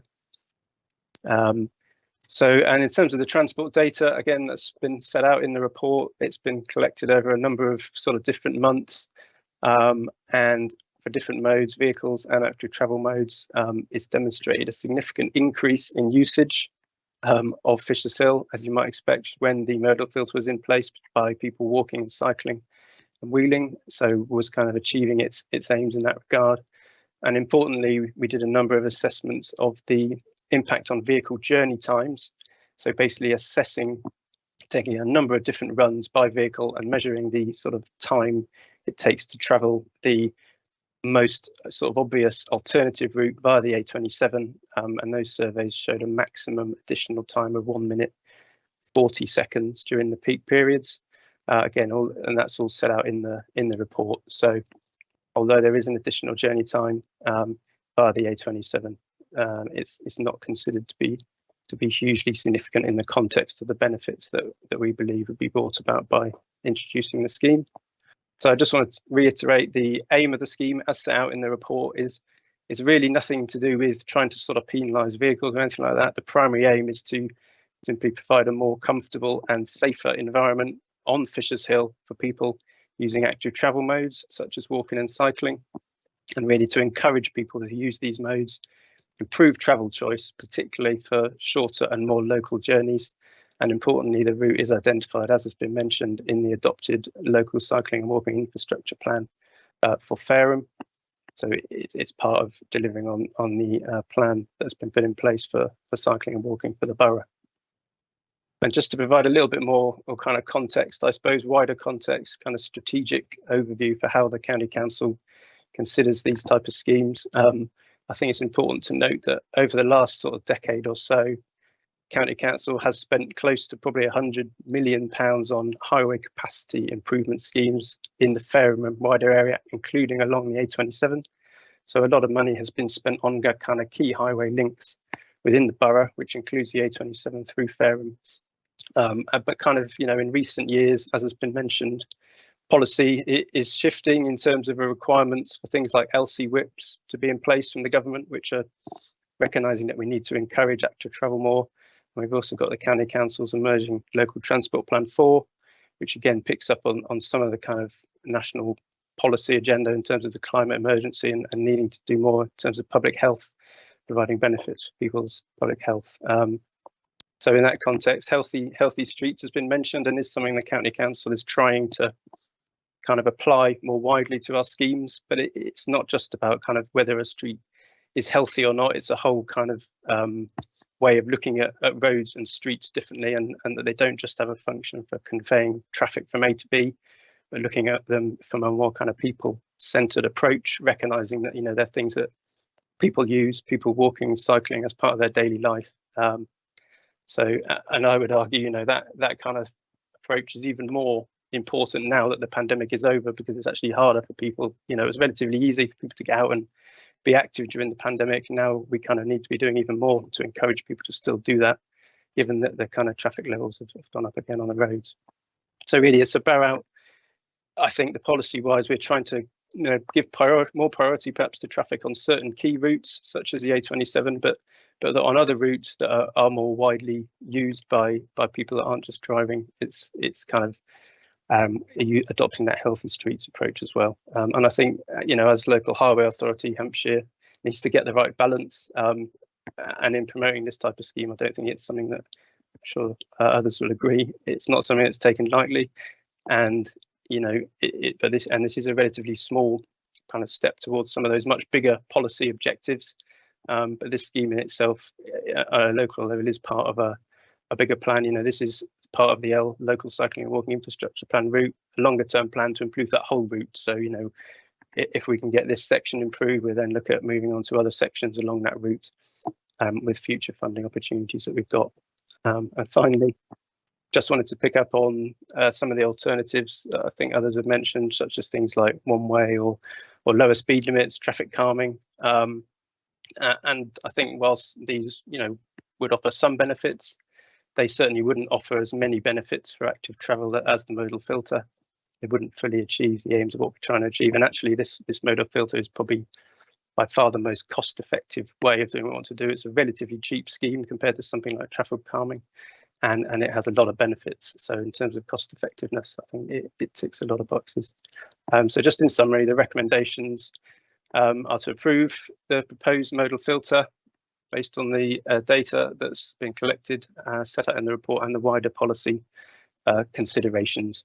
So it shows overall a relatively minimal impact on vehicle journey times, which is considered acceptable in light of wider benefits, high levels of support from the most local and directly affected residents and businesses along Fisher's Hill, and also some evidence in the report which a lot of the times people's opposition was based on an incorrect perception of increased journey time. Some people felt that it would add sort of 5, 10, 15 minutes to journeys, when obviously the reality was significantly lower. And obviously the wider policy agenda is one of the key reasons for pushing this scheme forward at this time. As has been mentioned, we do have the ability to monitor traffic flows on the network post-scheme, including through the Mill Lane, A27 junction and Funtley. Yeah, thank you. Very helpful, Jason. Thanks very much. Can I just ask you a couple of questions that I think came out from the deputations that I just like, and you've kind of covered it, but I think it's worth just sort of asking them directly in terms of, so that definition of local, when we'd made the distinction between those that lived closest to the site and to Fisher's Hill and those that did not. Clearly, there were, as we heard, some of the residents who live in Cattersfield felt themselves or found themselves in the outer area. That distinction, can you explain how we came about that? Yeah, I can. Is it helpful if I share the plan as well, which kind of shows where the line is sort of drawn?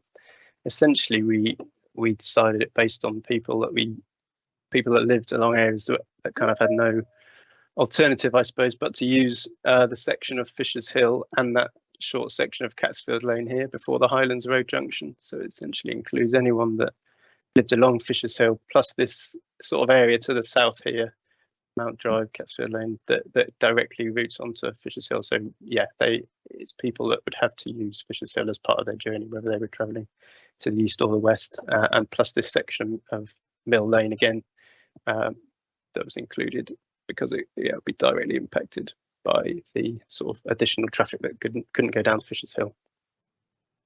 Great, thank you. And when there was an expectation that we'd have used the strips across the road to count traffic data, but I think it was Patrick that made reference to the fact that we used radar counts.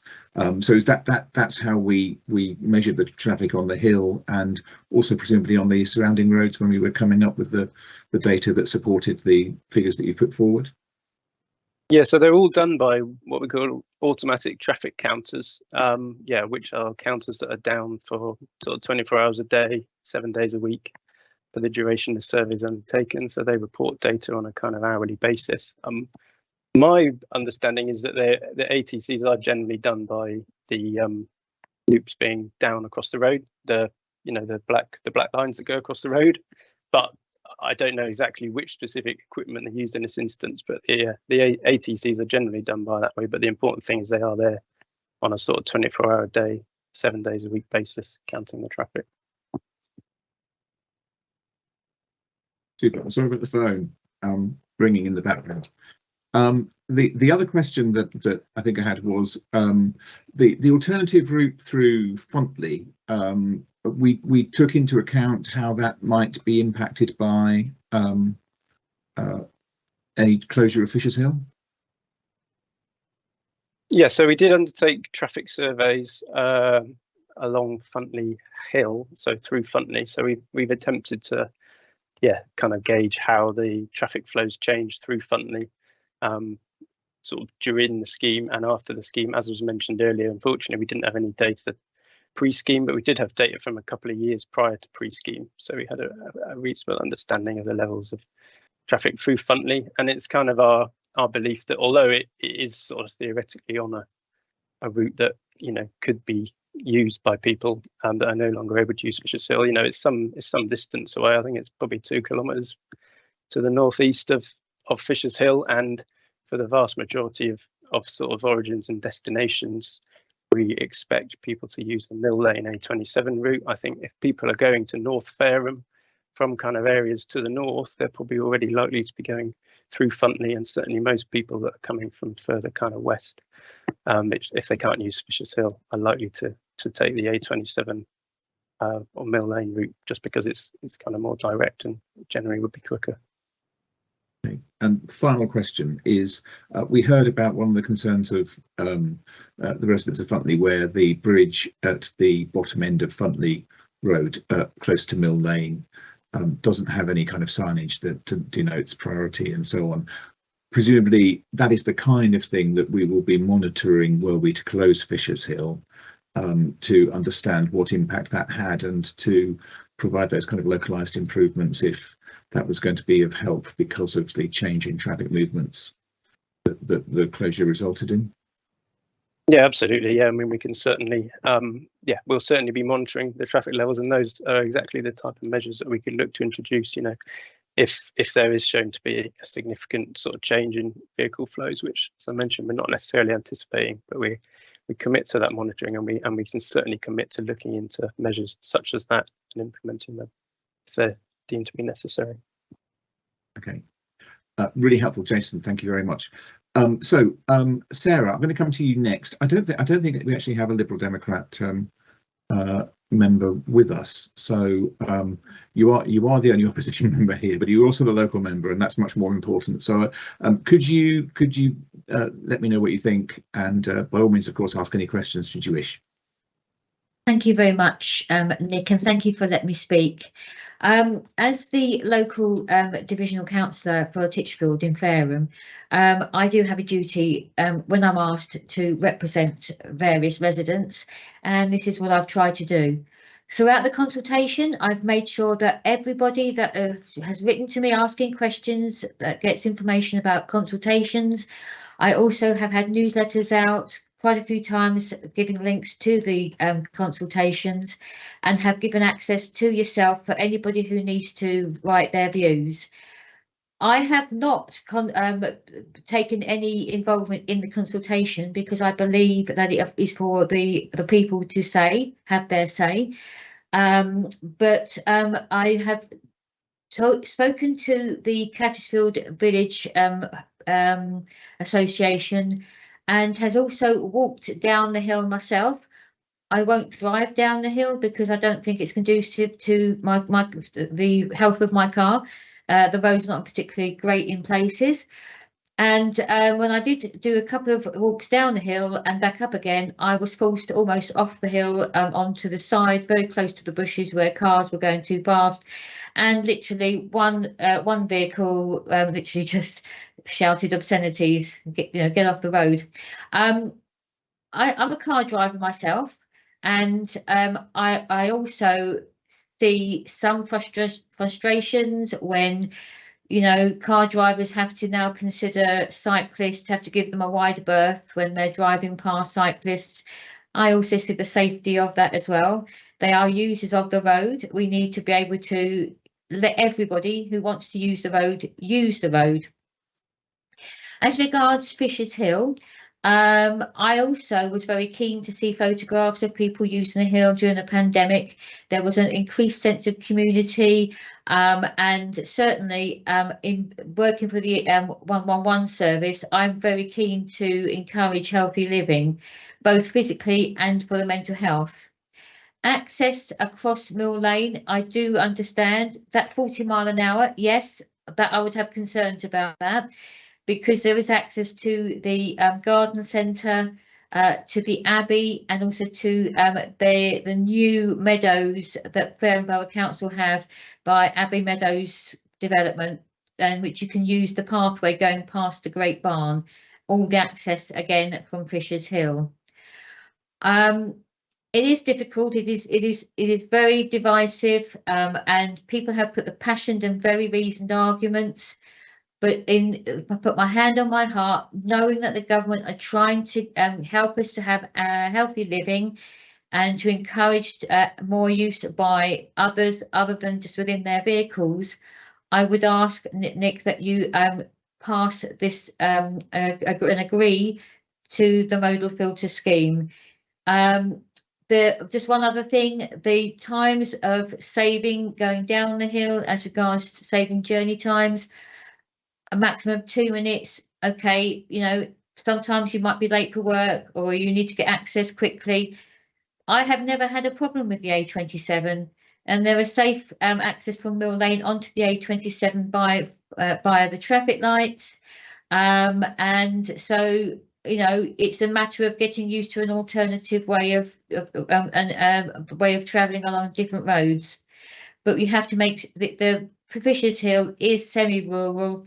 We are in Fareham is urban. I think it's already allocated as an active travel route. And one last thing, there are very highly historic areas. The Anjou Bridge leading into the Abbey, used by Henry VI and Margaret of Anjou when they got married. I would hate to see long-term destruction of a historical site, and I didn't realise that people fished on that bridge as well, so they're very brave if they were to stand there and fish. But thank you for your time. Super, Sarah, thanks very much, and it's useful to hear the local perspective from you as well. Can I check whether Rob or Jackie, whether you would like to say anything in terms of the debate around this proposal?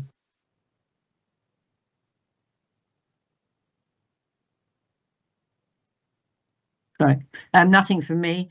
I think I've been listening quite nicely to it, but I think you've got an interesting decision to make.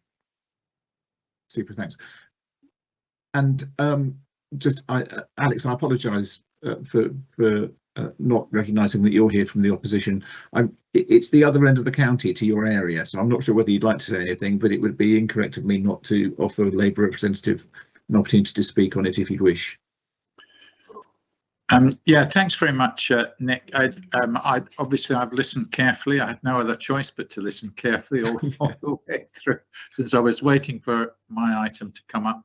But I mean, it's very difficult to decide on these things, and the balance of people speaking obviously was against the proposal, but that's often the case when it comes to these deputations and so on. So it's for you to make that decision. Thank you. Super, thanks very much. And Russell, finally.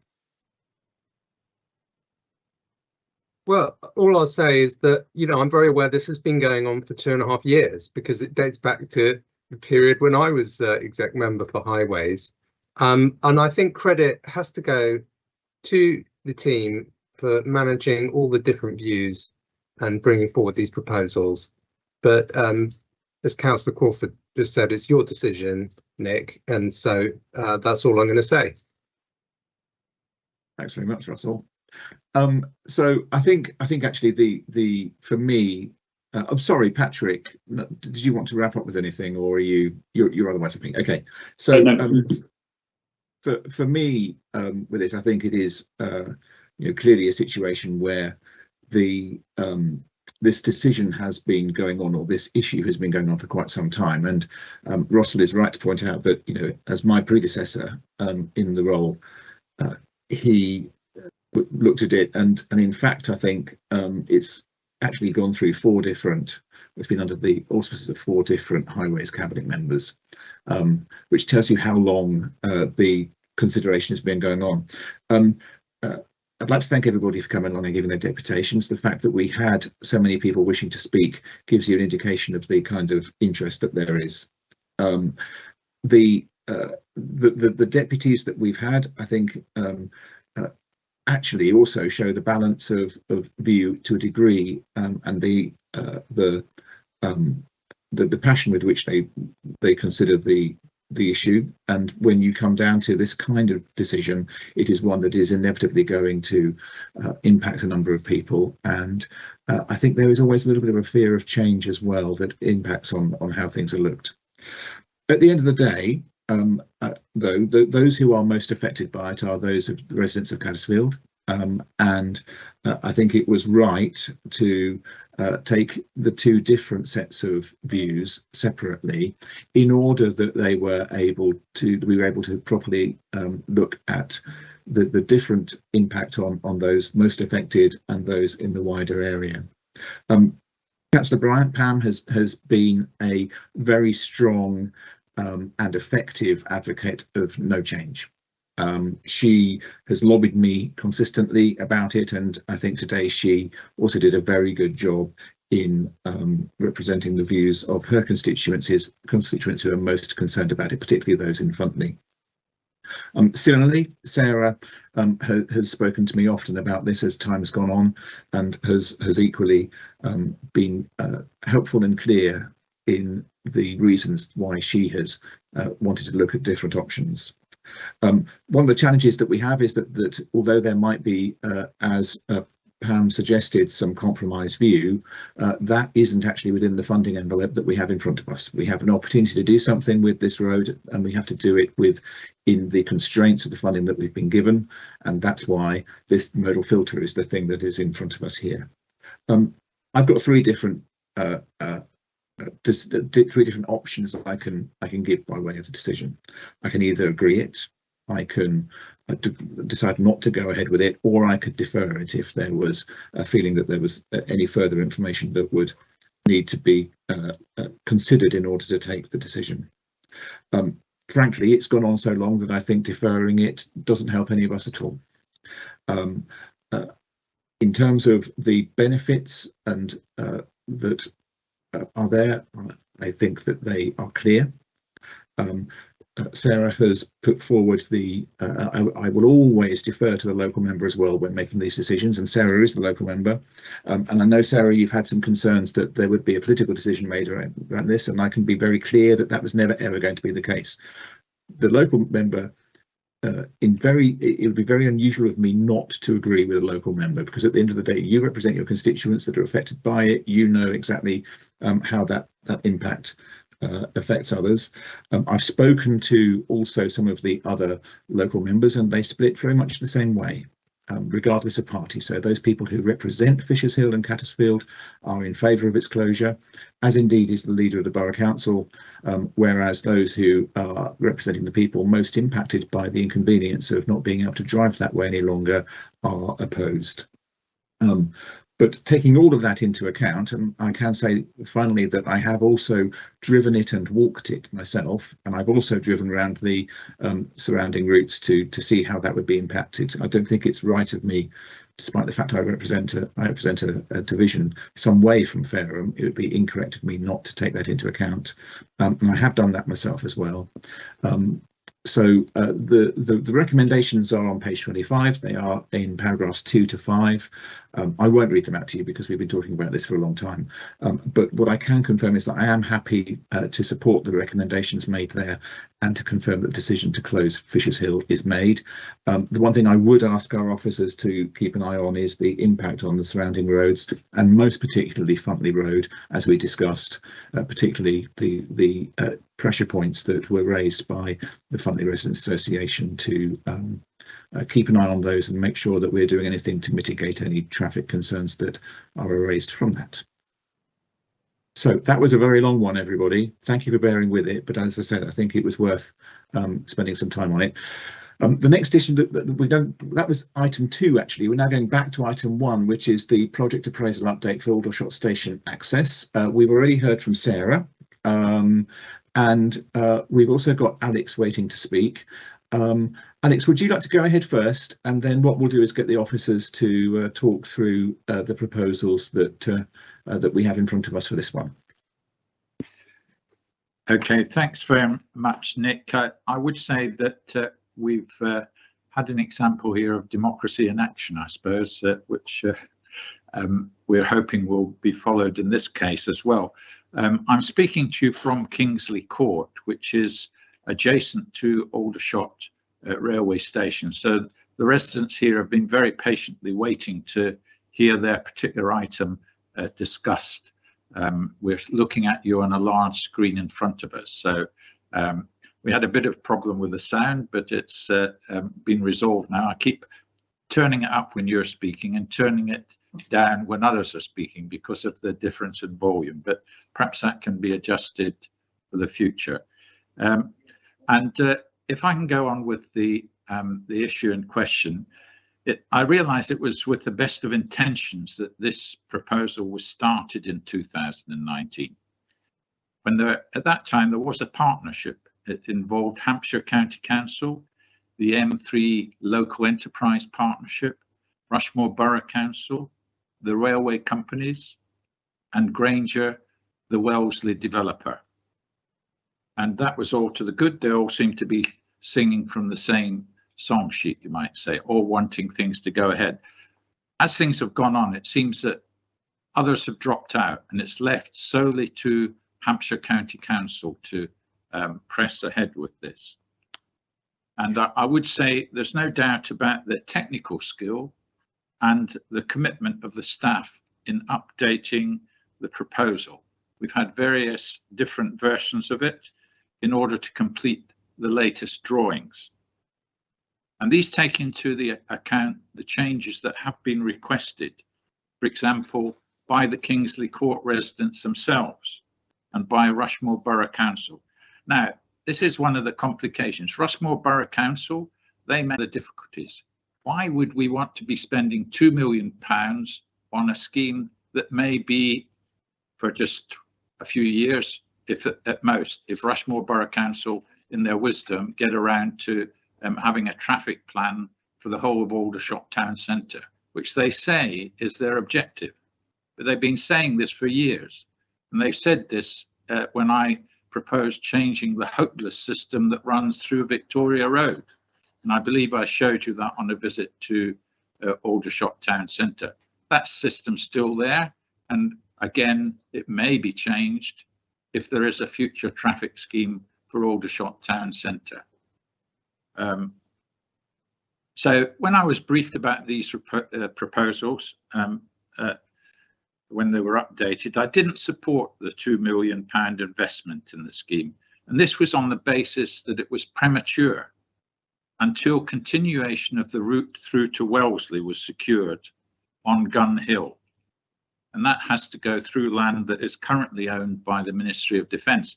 Now, as it happens, Hampshire County Council has appointed me to be a member of the Wellesley Residents Trust. So I take a close interest on these items. I ask the Granger, the developer, about progress on this, and it always seems to be, oh, we're going to have talks with Hampshire. And then at the last meeting, we had Defence Infrastructure organisation. They informed me quite smartly, and they own the land, that actually it's not up for turning back into a road that would be adopted for public use, because they're opposed to that, and they want to pass the whole of Gun Hill onto Hampshire as part of a deal involving the two schools, Talavera Junior School and Talavera Infant School. Now, I don't know where the universal services fits in that, or whether that's a matter for education. It seems to be these discussions I can't get any information about, but it does need to be sorted out. Now, in their deputation, Rushmore Cycling Forum fully covered the failure of the proposal to complete the Gun Hill route. So I don't really need to repeat their points, but I do endorse everything that they said about that particular aspect. And I did send you a photo from last Friday morning showing that what's actually happening at Aldershot Station with respect to cycles. Mid-morning, that's after all the commuters have gone, there was one bicycle parked in the cycle store area by Aldershot Station. There is currently absolutely no demand for cycling anywhere from Aldershot to Aldershot Station, yet we have this 2 million scheme that is being proposed. Now, another aspect, as far as I'm concerned, which has a big impact, is that Hampshire County Council only this month decided to cut £132 million from revenue spending on non-statutory services. It therefore seems wrong to be committing over £2 million of capital spending just to take cyclists and pedestrians through back streets of Aldershot, with 3 complicated new crossings across busy roads, only for the route to come to an abrupt end at the bottom of Gun Hill. £2 million for a route to nowhere. As it is, everyone in Aldershot can see that the immediate priority for improving access to Aldershot railway station, Aldershot town centre, and the rest of the town should be to acquire and to upgrade the bus station. That was closed only 6 months ago. And I've supplied with you today with a photo of the abandoned site, which abuts the railway station forecourt that this proposal is supposed to improve. So you're going to have, next to an abandoned bus station, you're going to have this glossy new station forecourt. What's the use of that? After the bus station closed, a survey of several hundred bus users in Aldershot concluded with the recommendation that Hampshire County Council should consider acquiring the site, which has been up for sale for £1.75 million. Then Aldershot could once again benefit from rail bus interchange. Everyone I ask in Aldershot agrees that it would be much preferable for the £2 million to be spent improving accessibility by bus to and from the railway station. In terms of the finance of £1.75 million, which was originally approved for this scheme in 2020, that was said was going to deliver changes to provide an improved interchange facility for all modes, to lock in high levels of walking, cycling and public transport use.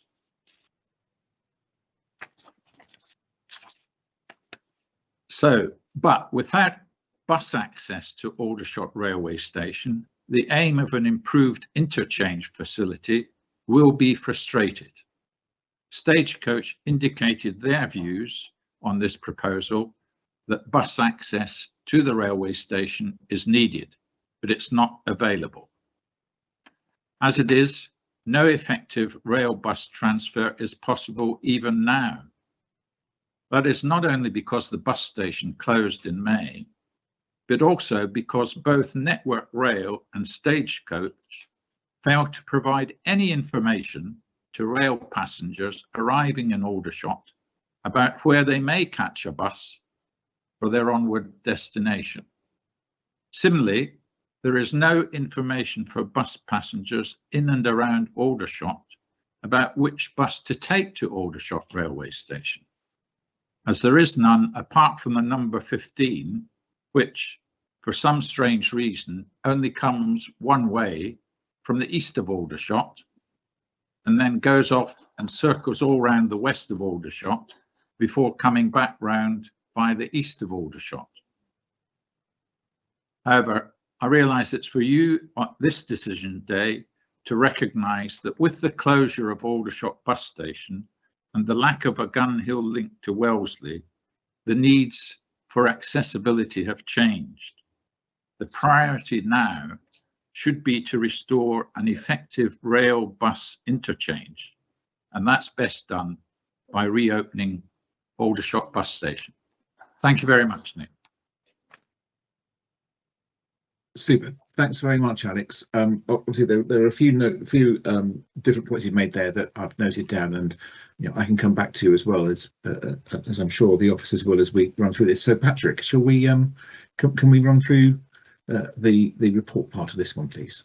Of course, thank you, Nick. I'm going to hand straight over to Ben Smith, who's the lead officer on the report. And Ben, if you'd be happy just to take us through the key points of the report, if you would, please. Yeah, no problem. Thanks, Patrick. So the report that you've got in front of you, Councillor Adams-King, is the scope of that is really the accessibility improvements around the station and the link down to the Wellesley development. So having listened to what Councillor Crawford just said and the deputation from earlier, a number of the points that are raised are sort of not directly within the scope of the project that the report covers. However, that's not to say they shouldn't be considered as part of making the decision. And I think the important point to just recognise in there is the report does talk about Gun Hill and the importance of Gun Hill and that continued onward link into the Wellesley development. And there's a statement in there, I think, about the County Council continuing to work with the developer and the DIO and the Ministry of Defence in terms of creating that link.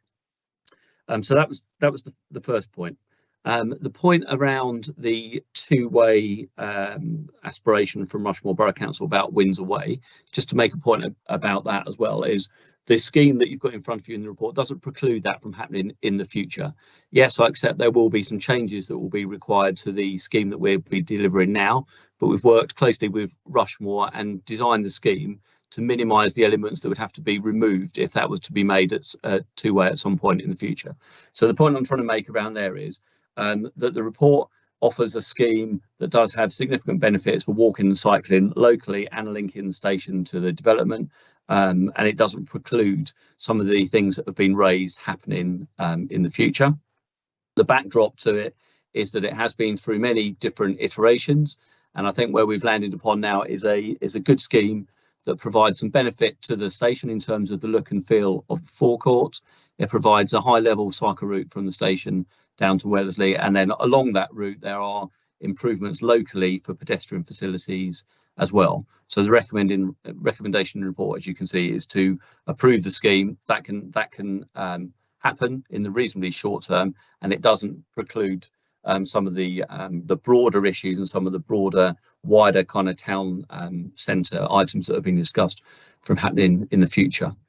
I should just say very quickly, if that's okay, that in terms of the Rushmore Cycle Forum, they were kind enough to share their wording of their deputation with us beforehand. We've drafted a full response back to each of the individual points that we can address with them. Very happy for our team to meet them and go through those as well. Depending on the level of detail you want to go into, I can address some of those now, or we can take that as a sort of separate item outside the meeting. But we have looked at those, considered those, and have got a full response to all those sort of technical points as well. So hopefully that gives you a bit more kind of background and context to what we've talked about, and I'll leave it there if that's okay. Yeah.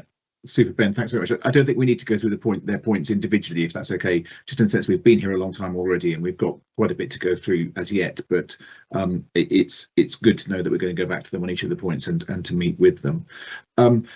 We obviously had a conversation around this in some detail with the local members, both Councillor Withers and Councillor Crawford a few weeks ago, and just to confirm, what we've done as part of that is to make some changes to the Windsor Road scheme to include a crossing and so on, and that's all sort of part of of what's happening as well. Yeah, super. Thanks very much. Right, let me check with my colleagues whether anyone else would like to say anything. Sarah, would you like to add anything into the debate? No, thank you. Thanks. And Rob and Jackie? No, nothing to add. No, okie and Russell? I don't have anything to add either, thanks. No, okay. So Ben, that's super. Thanks very much. Alex, you got a quick point to make? Yes, thank you, Nick. I would say that certainly the residents of Kingsley Court appreciate the fact that in response to the comments that I passed on about the need for a proper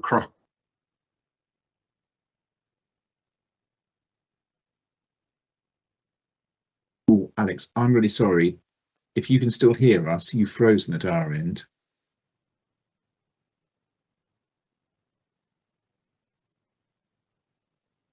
So I think he has frozen everybody, hasn't he? Yeah. You're all still moving and he's not, which is a good thing, which means it's not me frozen. So okay. Let me I think Alex was saying that he was glad that we had taken some of the comments that he's made into account. Let me therefore sum up very briefly. We've spent some time talking to both of the local members about this, and we are in a situation, and particularly if the people in Kingsley Court are still there, I apologise for the fact that you're seeing me on a big screen. I can't think of anything worse. But the important part of it, I think, is that we have a situation where we have an amount of money to spend. It would be, in an ideal world,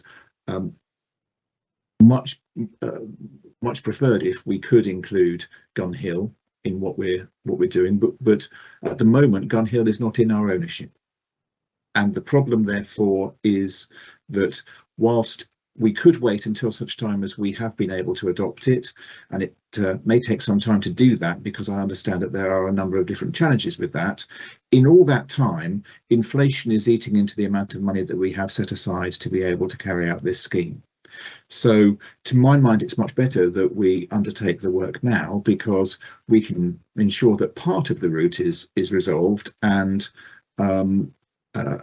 we have part of the route in place, and exactly as Sarah said in her deputation, you know, it's a good thing that we're doing this part of it. It'd be much better if we could do all of it, but we can't because we don't own Gun Hill, and there is yet work to be done around that. Alex has been a very strong advocate for the residents of Kingsley Court and for the other people that live in his part of the division that impact upon this. We have included a number of changes, including a crossing from Kingsley Court across Windsor Road that will be able to help them with their accessibility and so on. I hear absolutely what he says about the bus station site. There are two things with that. Capital funding is very different to revenue funding. It means that we can spend money through capital on schemes that actually give us a return and give us something physical and that we've purchased or that we have been able to implement. Revenue is what it costs then to maintain it. The bus station site has a premium attached to it because it's a redevelopment site. And so we would be spending much more than we would on this scheme were we to attempt to buy that.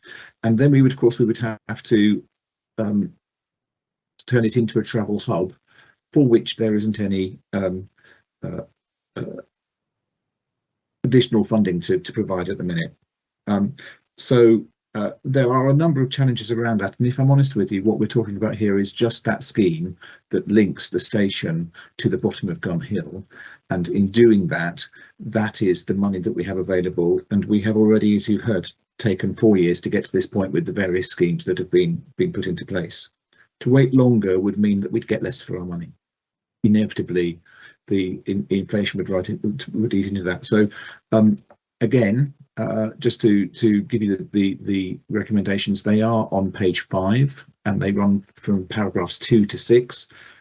I won't read them out, but it is a £2 million scheme of investment in cycling and walking in Aldershot. I'm happy to approve that. And I think, you know, although Alex mentioned that people don't currently cycle, it's rather one of those situations that until you build it, they won't come. And at the moment, the road layout is not conducive to people easily being able to cycle and walk to the station. This, I hope, will improve it, as well as providing improved access for the residents of Kingsley Court and the other people that live in that part of Aldershot. So, Ben, thank you very much, and thank you to all the officers for their very hard work on all of this. So happy to move on now to things that perhaps aren't quite so controversial. The capital programme. Maria, thank you for bearing with this. It's been a very long one for you to wait to get to your bit. No problem. Sorry, Thank you very Patrick, much. you should introduce it first. Sorry, Patrick. Of course, that's fine. Thank you very much. Just a very quick introduction. I mean, this is the update for Q2 for the capital programme. A couple of points I'd make. I mean, there's quite a lot of detail in there, as always. Actually, what we've tried to do in that report is balance not just the successes of the programme, which is still a very significant programme, but some of the challenges we're seeing and some of the challenges you will see played out in some of the other reports as well. We've tried to split it by the 4 branch areas just for clarity, so you can see how the projects sort of are made up within the directorate. And actually within the recommendations, as well as noting the report, there are 3 project appraisals which you'll see later in the decision around some ground source heat pumps, which feature actually in the capital report. So you can see the link up of how the capital schemes join up with other areas as well. I wasn't going to say any more. We've got Maria here, who is instrumental in drafting much of this report. Happy for Maria to take us through that, Nick, or equally just questions by exception, depending on how you feel the time is. Okay. Maria, do you feel the need to run through very much of it, or do you want to give us a bit of a headline, or just take questions? Whatever you'd like to do. We've been here a long time. Absolutely. I'm happy to just run through the recommendations if you'd like. As you say, the paper's been circulated. There is a lot of detail in there. I was planning on just mentioning some of the highlights, but as you say, it's all in the report for people to enjoy.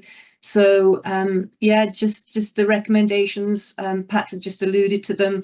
The first is to approve. This is just the addition to the capital programme, the 23-24 capital programme, of the 3 ground source heat pump pilot schemes at 3 schools: Heatherside Junior School in Fleet, Hilton Breed Junior School and Nightingale Primary School in Eastleigh. They'll be funded by a mix of public sector decarbonisation scheme funding and the school's condition allocation grant. And they come off the back of a successful bid for some decarbonisation funding from Salix to the tune of £932,000. That's the first recommendation. And the second one is just to note the significant work being undertaken to progress the capital programme so far in 2000 up to 23-24. So I'm happy to just stick with those recommendations if you could, for your approval, and the rest, yes, if people would like to just refer to the report. Super. And I feel bad because it's a very comprehensive report, and always there's an awful lot of detail in there, and thank you very much for putting it all together. Sarah, would you like to add anything? Yeah, thank you, Nick. I think ground source heat pump pilot will be really interesting to find out, you know, whether they actually work. But no, I mean, I think it's a good idea to have the pilots, and so yeah, absolutely support that. Good. Let's hope they work. Otherwise, there'll be a lot of very cold children. Rob and Jackie. Oh, actually, I think afraid Rob's going to have to go. Yeah, Jackie? well, just I would agree with Sarah. Just really welcome it, and you know, and as you say, hopefully it works. Russell. I'll just echo what's been said. I'm very happy that we've got the capital allocation for the heat pump trials, which is coming up later at this decision day. Yep. So basically what this does, everybody, is to ensure that we've got the money in place to enable the heat pump trials that Russell's going to be talking about to go ahead. Recommendations are on page 127 there in paragraphs 3 and 4. I am very happy to agree to those. Maria, thank you so much for all your work. I'm sorry that you didn't get your normal opportunity to tell us all about the different stuff that we're doing, but as I say, time's a bit against us today. So Stronger Roads Today service update, Patrick. Thank you, Nick. So this had a good discussion at the Select Committee earlier today. The report really it stands alone, obviously, but what it tries to do is talk about what we've learned from last winter and some of the challenges, how we've applied some of those and that learning to how we move through this winter as well, how we're using the money that we have, the money that we expect to get in the future, and that really just breaks it down into what we've done in the short term, looking to the sort of more medium term work, but actually thinking about the innovation in the longer term, as well as how we can stem the deterioration of the network against what is years of underfunding and a fairly significant backlog in terms of the work that we need to do. The one point to say before I just hand over to Pete, and I think Pete's there to sort of take any questions at the moment, Pete Rooney, is that the one thing we've been able to do with the money that we've put in over the last year or so in the years is secure resources early at a time where there is some more money coming from government, and what we'll see is a national race, I think, to try and secure resources. So we're actually in a very good position in terms of securing those resources, but there is a lot going on in this space. The report paints a difficult picture for the service, but actually some very positive stuff that's taking place within the service at the moment through all those different things. Again, in the interest of time, I know Peter gave a really good presentation to the Select Committee today, so whether, Peter, you want to pick out any headlines from the report, or we can take questions as well. Thank you. I'm happy just to take questions. If I can just highlight the two decisions and just paraphrase those. Firstly, it's just that the executive lead member notes the work undertaken in response to the severe weather experience last year and approves the proposed strategy for the Stronger Road Stay campaign, and approves the deferral of the network recovery strategy until the financial year 25-26, but that will be subject to a full review next autumn. Super. Thanks very much, Pete. Yes, and thank you for the presentation this morning, which was great. For those of you that weren't there, you can watch the Select Committee meeting back, and we spent well over an hour talking about that this morning. So I think that kind of ran through a lot of the points that we would otherwise have made today. Let me check with my colleagues. Sarah? No further comments. Thank you very much. No. Jackie, would you like to say anything in terms of from the Select Committee's point of view? No, just to say, as you say, it was a very comprehensive discussion this morning, and yes, that's it really. Super. Thanks, Jackie. Russell? Nothing to add. I'm very happy with it. No, that's great. Thank you. So I think it's just a couple of quick comments from me. Do please watch that debate this morning, because I think there's a lot of information in there that was of use. The press were in attendance, and they heard a lot of the good work that we're doing. I think we have been outstanding. I've got to say, the team have been outstanding in anticipating where funding will go, making sure that we are obtaining resources, because inevitably when the government puts lots of money back into highway funding, there is a scrabble to make sure that you grab the people and the equipment and the material to carry out the work on the roads, and we have managed to do that ahead of time, so that we are not impacted by the kind of competition that would otherwise drive up prices. The other thing to say is that we increasingly look at innovation and looking at new ways of doing things. That doesn't mean, unfortunately, that we can fix every pothole tomorrow. What it does mean that we increasingly are looking at ways by which we can anticipate the kind of damage that the winter brings, and hopefully reduce the amount of challenges that we have as time goes along.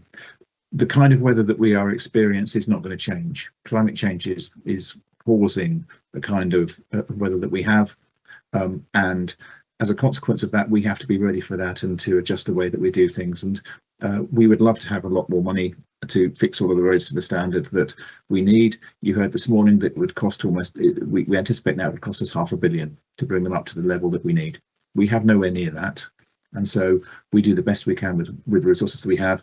And I'm very confident that this update and the proposal that we have to look at things going forward enables us to absolutely use the money that we have to the best of our ability. So I'm very happy to agree to those recommendations. They are in paragraphs 2 and 3 on page 149. And just, to reiterate my thanks to the incredible hard work that Tim and Pete and the whole team do to use the money wisely and make sure that we fix the roads to the very best of our ability. Buses now. Lisa, thank you for being so patient. I'm sorry it took quite a while. Patrick and Lisa, so concessionary travel scheme first off. Thank you. Now I'm going to hand straight over to Lisa for this one. So Lisa. Thank you. This is our annual standard report seeking approval to publish the draft concessionary travel scheme for the next financial year. The recommendations are that we follow the government guidance, which is to reimburse on the basis of actual numbers of people travelling with a bus pass, and that'll be for the first time since the outset of the pandemic. The report also sets out our enhancements that we currently offer to the statutory scheme.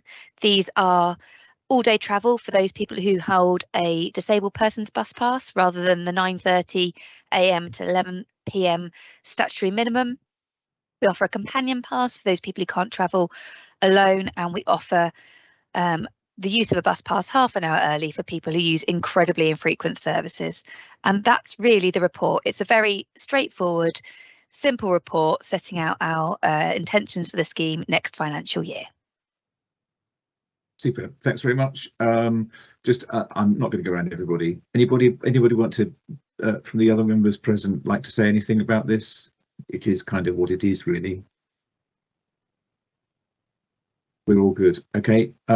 So in which case, that's super. Thanks very much. I'm very happy to support the recommendations that are on page 161, paragraphs 2 to 4, and to agree the concessionary travel scheme for 2024 to 2025. Lisa, thank you very much. And so number 2 is bus contracts for, sorry, number 6 rather, but the second one for you, bus contracts in Fareham, Gosport, Havant and Blackwater.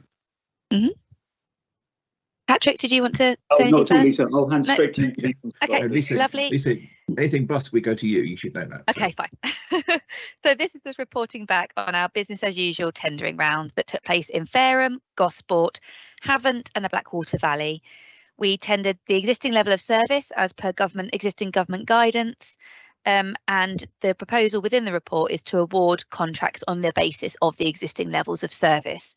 This comes at a financial pressure of £160,000, which is per year, which is being met through the Local Transport Fund, a government grant that's been in place since the outset of the pandemic. The proposal is that these contracts are awarded for 1 year, whilst we await the outcome of our consultation on what the budget looks like in the future. So as we're not sure on how we deliver a balanced budget in the future, we can only really award the short-term contracts. And that's that report, really. Super. I'm sorry, I thought it was on mute. I'm not. Colleagues, anyone would like to say anything about those? All good. So for those watching, the recommendations are on page 167. They are in paragraphs 2 and 3. As always, there's a lot of work around this in keeping on top of all of the different contracts that we have and the different routes, and Lisa and her team do a brilliant job in doing so. I'm very happy to agree those recommendations and to do that. So you'll be very glad to know I think that's it with me done, and over to Russell, who looks shocked at the fact it's finally reached his point. Thank you, well done, Nick. It's been a marathon. I actually belatedly have thought of something I want to say, which is that about the highways, the update, the Stronger Roads Today paper, which I think what really struck me today is that member engagement and understanding has really increased dramatically, and I think that's helpful because members can then explain the situation more accurately to their residents and local councillors where they are. But we had really good questions this morning across the board, not just on highways but also on byways. So that brings me to my decision day, and I do have some preamble to read out. I haven't forgotten, Katie. So good afternoon. I'm the Executive Member for Countryside and Regulatory Services, and I'd like to thank you for attending my virtual decision day today, which continues to be webcast on YouTube via the County Council website. So I don't have any public deputations, but I believe Councillor Porter wished to speak on the boats item. So if she's still here, I will ask her to do that when we get to that item. But let's go through the agenda in order. And item 7 is the project appraisal for the heat pumps, which we've already talked about. Can I ask Patrick to introduce this item and then pass over to whoever's going to brief us, please? Of course, thank you, Russell. As you mentioned, we already talked about this briefly in the capital programme report earlier, but really this is about 3 pilots for 3 schools using ground source heat pumps, and it's part of the decarbonisation programme for which we got some funding, and it's quite timely because the types of schools and the reclad that's taking place at the moment, but also some of the time expired equipment within the schools, which makes it very timely for this intervention. I've got Andy Howard who's joining us on the call today. Andy's the lead officer on that, and again, very happy for Andy to take you through some of the headlines from those particular projects or take questions as we need to. So I'll hand over to Andy if I could, please. You're on mute, Andy.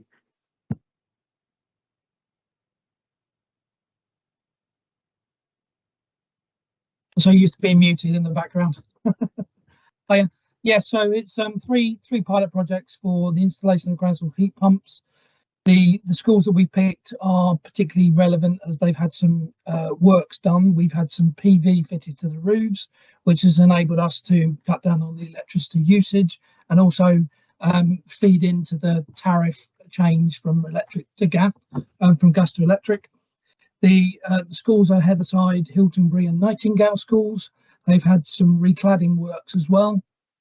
And basically the projects are to lay some ground source heat pump loops or slinkies as we call them in the ground where we'll recover some heat from the earth. That heat will go through a heat pump, it will go through a pressure and a heating temperature change, and then that will feed the radiators in the school. We changed most of the radiators in the school to a lower temperature type radiator to facilitate this as well. So overall the projects, we've got a significant amount of funding from the public sector decarbonisation scheme. The total project costs alone are £1.75 million, and it's spread across the 3 schools.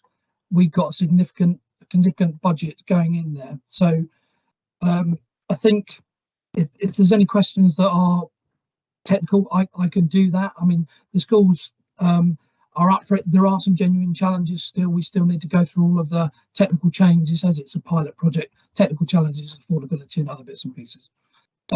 Is there any more you need to know on that briefing, Councillor? That's helpful for now, Andrew. We'll see if there's any questions, but thanks for that. Okay. Generally, I think it's a really good idea, and you know, ground source I think is quite an effective way of getting heat into schools, and I'm going to be very interested to sort of hear how it's going, what the analysis is. But let's just see if anyone wishes to comment or ask a question. So please raise your hand, fellow councillors, if you would like to ask Andrew anything. No, Sarah, Rob, no, okay. Well, we did have a briefing on this, Councillor Adams-King and I, and we understood from that briefing that there's not expected to be a huge financial benefit in the short term, but perhaps Andrew, you could just briefly tell us, you know, the schools that are participating in this trial, they're getting this installed, you know, by Hampshire County Council for free, so they're not making a capital expenditure themselves, and they will get some benefit to their budget in terms of reduced energy bills, right? Yeah, so they've already had a significant budget reduction with the addition of the photovoltaic panels, which were an enabling piece of work for this to make heat pumps possible. So they've already had the benefit of that reduction, which is quite significant. The heat pump itself is revenue neutral. So because we're switching from gas to electric with the tariff change, or spark gap as it's called, that is kind of a neutral change because we've lowered the amount of heat that's required by recladding the building, glazing, insulation, etc. And that has allowed us to recover that gap and make it neutral. So yes, in overall terms, there is a significant benefit to the school for this scheme. Good, and I think that makes up for the loss of their playing fields for the year. Whilst you're digging up their playing fields to put in these linkies, I think that's worth it for the sake of getting these benefits. And look, I think also hopefully it will engage the kids. There's some educational opportunities there and a wider parent community. So if no one else has any other points to make, I'm going to say thank you very much. I'm very happy to agree the recommendations in paras 2 to 4 on page 1.5. Thanks very much, Andrew. You're welcome. Thank you. Great. Well, I'm really pleased we've approved that. So we're now going to move on to item 8, which is management of byways open to all traffic. And we had a really good discussion at Select Committee this morning. And is this the appropriate moment for me to see if Councillor Porter is still on the line? Councillor Porter hasn't joined. She's not really? Here. Okay, No. all right, well, let's just crack on. Who's going to speak first? Patrick?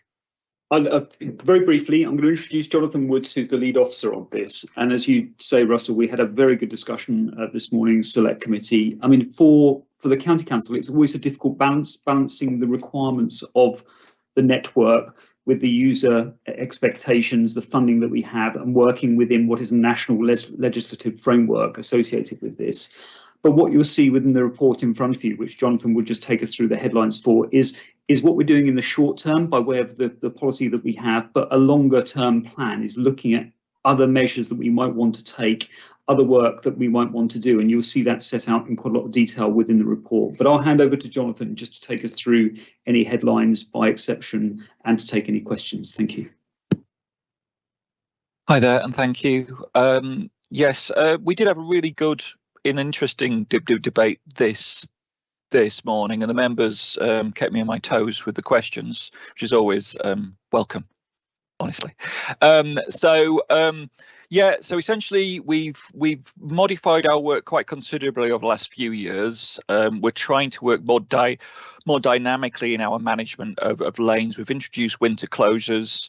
We've been really careful about where we have spent our resources in the management of these lanes.